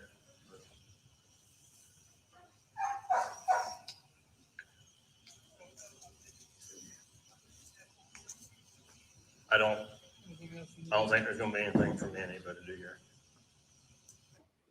What did you just say right there? I don't think there's gonna be anything for me and Evo to do here. All right. What did you mean by that? There was no article search that needed to be conducted right then and there. Putting Evo on the ground could have caused more of a disturbance than just leaving him up.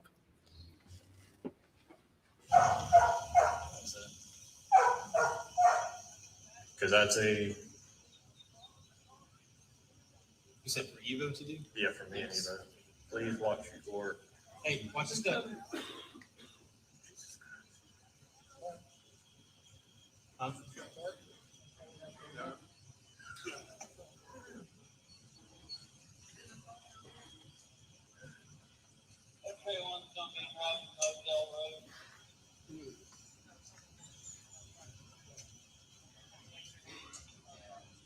The gentleman in the white shirt is the husband of her. That is Paul Murdoch. This is his mother. Paul Murdoch was the guy who voted against all that. Yeah.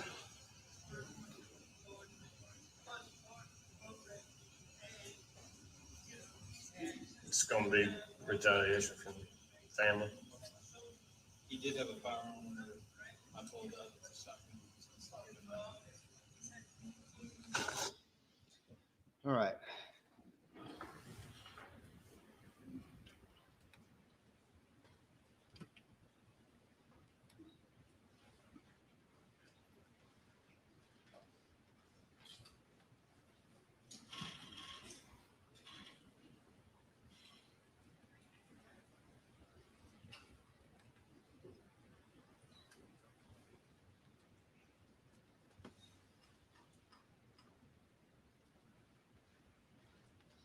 I'm going to now show you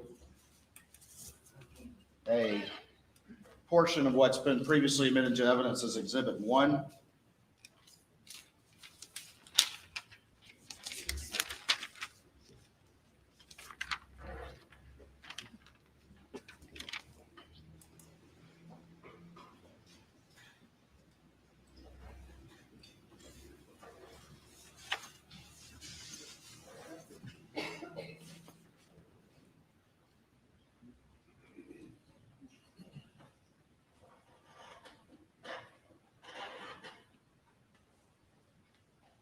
And for the record, I'm starting it at 4227.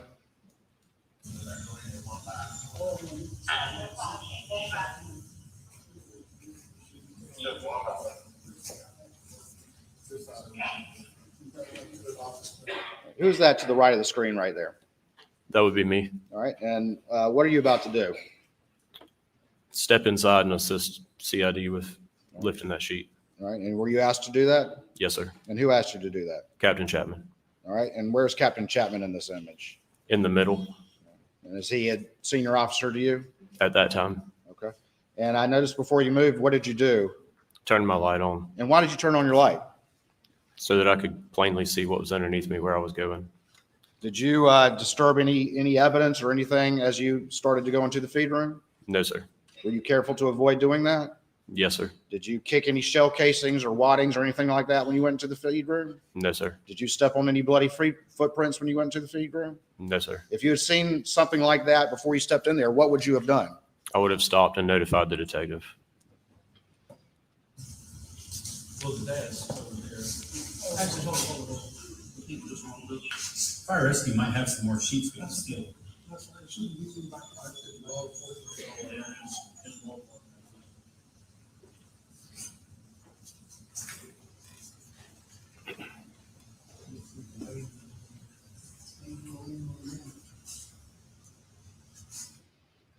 Do you recall what, if anything, was laying on Paul's rear end?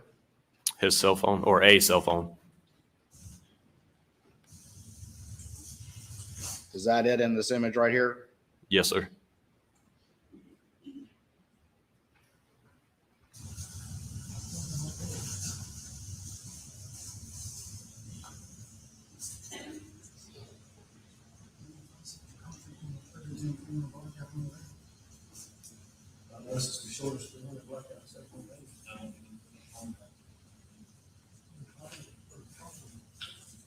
I haven't asked the dad about the phone, but dad did say he came over and checked the pulses. Beyond that, I don't know what he's doing.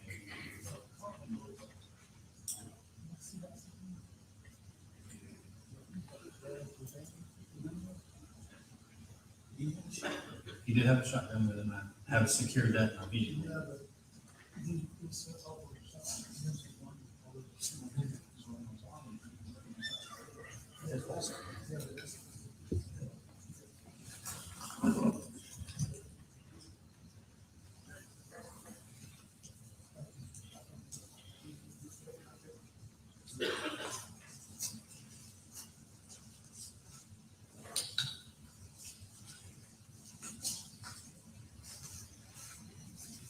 Did you kind of jump out of the feed room just then? Yes, sir. Did you turn on your light before you did so? I believe so.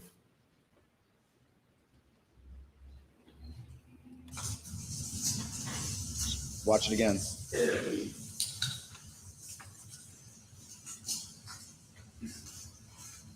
Did you jump out when you left the feed room? Yes, sir. And why'd you jump out like that?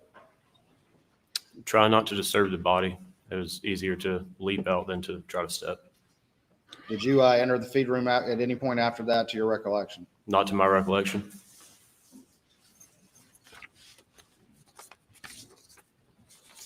I'm going to show you what's been marked as defense exhibit number 1 and see if you recognize this particular image. Yes, sir.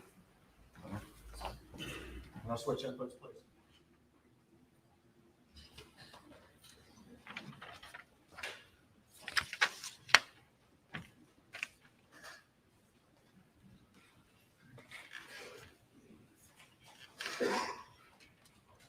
Does that appear to, is that how you found Paul when you arrived at the scene? Yes, sir. And were his hands underneath him in that fashion when you arrived at the scene? Yes, sir.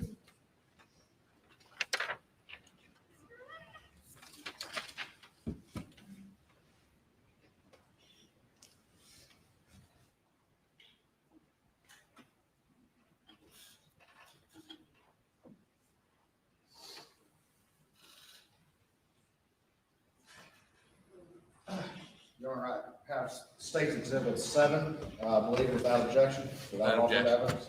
Without objection. I'll show you what's been marked as Exhibit 7 and see if you recognize that image. Yes, sir. And what is that?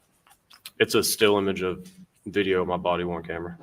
Is that a still image of when the defendant said, "How you doing?" when we walked up? Yes, sir.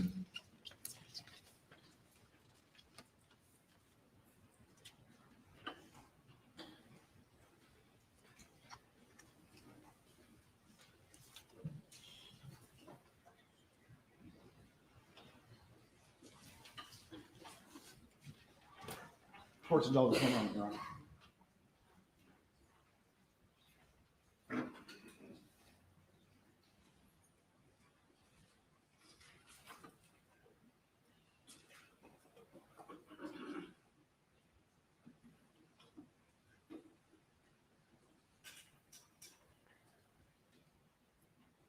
Nothing further from this witness at this time, Your Honor. Cross-examination. Please report, Your Honor. So when you got to the scene, who was your supervisor? Can you repeat that question? I couldn't hear you. I'm sorry. But that's okay. I'll speak a little bit louder. When you got to the scene, who was your supervisor? Sergeant Green. Sergeant Green. And I believe Sergeant Green was instructing y'all to put some yellow tape up. You did some of that? No, sir. You didn't do any of that? Deputy Pruitt, yes, but I didn't. What was Sergeant Green, what was his instructions to you? What were you there to do? Number one, let me withdraw that question. Were you there to apprehend somebody? Not at the time, no, sir. I was just there to assist where needed. Assist doing what? Whatever was needed of me. Were you all attempting to determine what happened? We there as initial responders were there to secure the scene. Okay, secure the scene. And secure the scene for further processing by SLED? By our investigators, I learned later on that SLED was responding as well. So let me, by way of example, you went down to where Paul's body was. It was covered with a sheet. You see that on the video, correct? Not when I initially responded, but yes, sir. No, but the video we just saw. Yes, sir. And why were y'all, I mean, what was there a purpose of going down there and pulling the sheet back, looking around it? I believe they were looking for another weapon. What kind of weapon? I believe they were looking for a 300 blackout. But, I mean, we saw in the picture, you look at Paul's body, there's no 300 blackout laying next to him, correct? No, sir. I'm correct. Yes, you are correct. No, there was no 300 blackout laying beside him. Okay, so you say you're down there looking for another weapon. Where were you looking for another weapon? I wasn't, sir. I was assisting lifting the sheet for detectives. And you concede you stepped into the feed room. Yes, sir. And based on the way Paul was laying, and of course you did have a flashlight, you were looking, trying not to step on anything. Did you have anything to insulate your feet? And in some jurisdictions, they have little baggy things to put over their feet to make sure they don't contaminate the scene. Did you have those on? No, sir. And did you, when you stepped in, you got a flashlight, what you were looking at with the visible eye, you're determining you weren't disturbing the scene, correct? That's correct. You made an effort not to. Yes, sir. You don't know whether you did or you didn't, To my knowledge, I did not. but you can't say that you didn't. To your knowledge. Can you repeat that? To your knowledge, you didn't. To my knowledge, I did not disturb anything. Okay. But you would concede there's microscopic evidence sometimes of crime scenes, correct? Yes, sir. That's possible. And you didn't have a microscope. No, sir. But like the SWED crime team would look very closely, would they not? They would not, I mean, as far as I could tell, you were looking basically for 3 or 4 feet away from the floor, right? Yes, sir. Okay. So what you can see with the naked eye at night with a flashlight from 3 or 4 feet is what you base your opinion you didn't disturb anything. That's correct. Now, and you don't know why they were looking for another weapon, but you don't know what other weapon, you don't know where that weapon might have been. And again, multiple deputies had seen Paul's body before he was covered with a sheet, right? Myself, Sergeant Green did. Okay. For y'all, in your presence, any of the other officers with you there that night, did any of them discuss this as a possible murder suicide? It's possible. It's not to my recollection. Okay. Now, when you were going out and we saw you mark a shell casing, was that in the grass or on the dirt road? I believe the first one was in gravel. In the gravel, I'm sorry. Yes, sir. Okay, but you found others, right? Yes, sir. And to do that, you had to walk around in the grass? Yes, sir. Okay. And again, you've got a flashlight, you're looking, and you don't know what was in the grass that you may have disturbed around those shell casings. No, sir. You don't know. No, sir. You may have disturbed something. It's possible. And I guess what I'm trying to ask is, why then were you trying to look for shell casings? Why couldn't you wait till the next morning? Why was this urgency? I mean, was somebody getting away, or, I mean, I don't quite understand why. I can't answer that. I don't know. I didn't know if somebody was getting away or not. Did somebody instruct you to go find shell casings? No, sir. You just did it on your own initiative? Yes, sir. And you concede that you may have disturbed or destroyed evidence in that process? Microscopic or something I didn't see. Well, microscopic, something down in the grass. I mean, you're walking on grass, right? Yes, sir. Not a smooth surface like in the shed, in the feed room, but it's grass at night, correct? Yes, sir. And I guess what I'm trying to wonder is what y'all were doing. Were you trying to solve a crime? Were you trying to just index everything was there? And when did you find out SLED was coming? So we're trying to mark everything there. As you can tell, there were multiple units going back and forth, fire rescue as well as sheriff's office. We try to mark it so that it brings awareness to them and it doesn't become disturbed. I'm sorry, I can't understand you. I can't hear you. There were multiple units on scene, Right. sheriff's office as well as fire rescue. Right. The reason that I saw urgency to mark those shell casings is so that it brings awareness to those of us that were walking around and they don't become disturbed. Well, that brings up the question, should you have been walking around? What if you got two dead people, whoever the perpetrator was, at that point, y'all hadn't identified, had you? No, sir. Okay, so the perpetrator may be in the woods across the street, as far as you know at that point, right? Could have been anywhere. Right. So you're not trying to solve a crime, you're processing a scene. I'm not processing anything.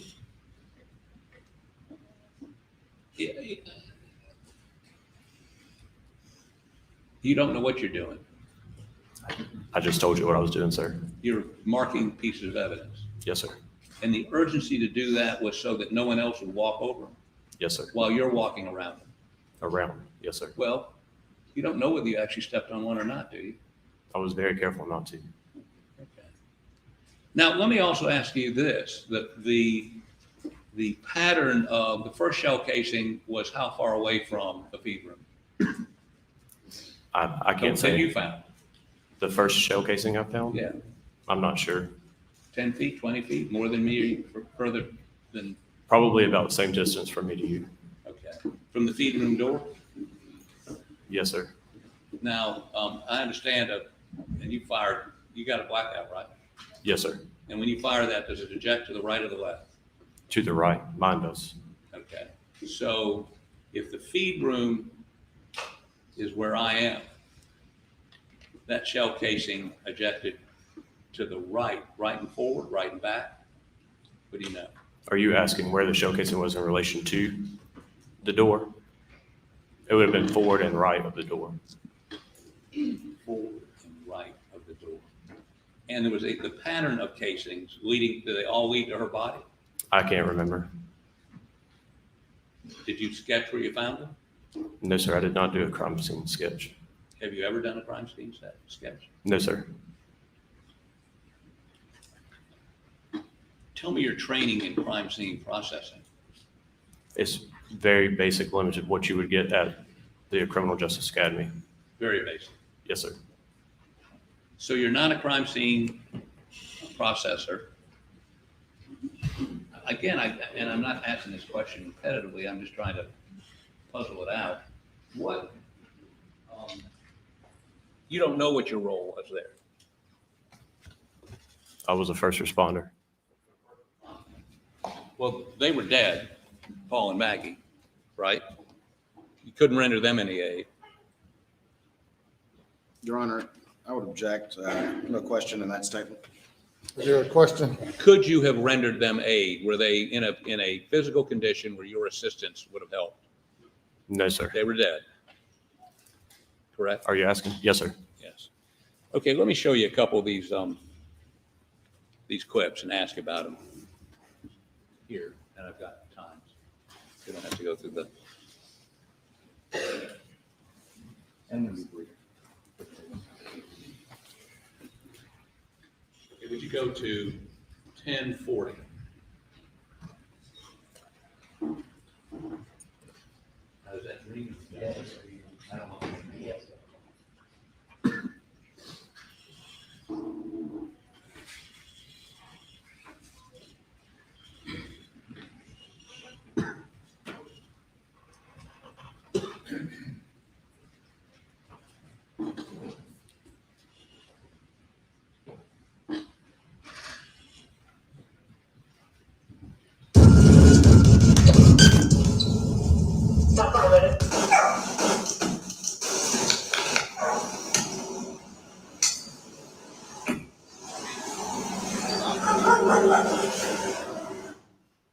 Okay, this is you walking, and these are the dog pens over here to the left, correct? Yes, sir. And right in front of that, one of the dog pens is a hose that is neatly coiled around a hose, something holding the hose, right? That's what it looks like. Okay, go ahead.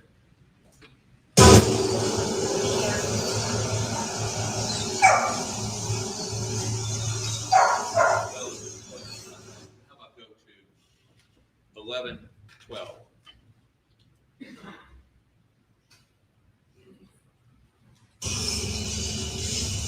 How you doing? Yes, sir. Okay, now, this, Mr. Waters asked you about this just a moment ago when he said, how you doing when somebody walked up? You would concede to me that but for that one quip, he appears to be distraught over the death of his wife and son. He appeared visibly upset. Yes, okay, other than this, how you doing, sort of thing, right? Correct. Okay, also, we see him in a t-shirt and a pair of shorts, correct? Yes, sir. I've looked at your report, I looked at everybody that encountered him that night. No report indicates any blood visible on him. You would agree with that? I didn't observe any. What? I did not observe any. It's a white shirt. Yes, sir.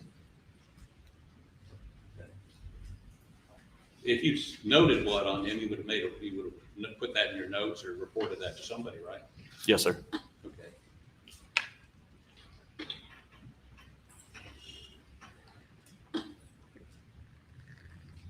How about, let me see, 1845.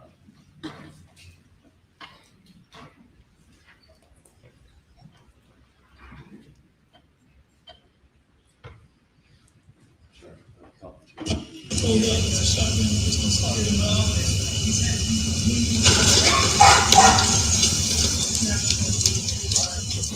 $300 blackout. 300 black. Stop for a second. That's you apparently determining the shell casing you found is a 300 blackout, correct? The one that I marked, yes, sir.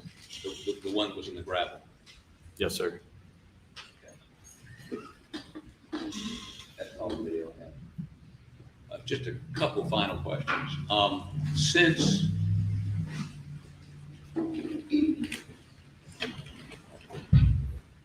right, I have no further questions. Redirect. Very briefly, Your Honor. Are you a first responder? Yes, sir. Your first job is safety, correct? Yes, sir. Second job is to protect the scene, is that correct? Objection leading. Thank you. Tell me what your job is as a first responder. No, sir, not to my recollection. To your observation, was he allowed to move freely? Yes, sir. Was he allowed to interact with people who came to talk to him? Yes, sir. Was he ever placed in the back of a police car? Not that I'm aware of. Never put in handcuffs? No, sir. Was he being treated as a suspect when you were there? Not that I'm aware of. Nothing further, Your Honor. Nothing further, Your Honor. Thank you. You may step down.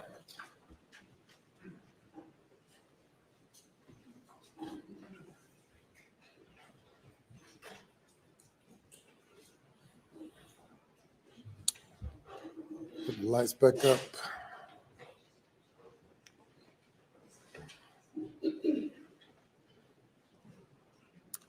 Ladies and gentlemen, we'll break for lunch. We will resume at 2:15. Please do not discuss the case. In recess till 2:15.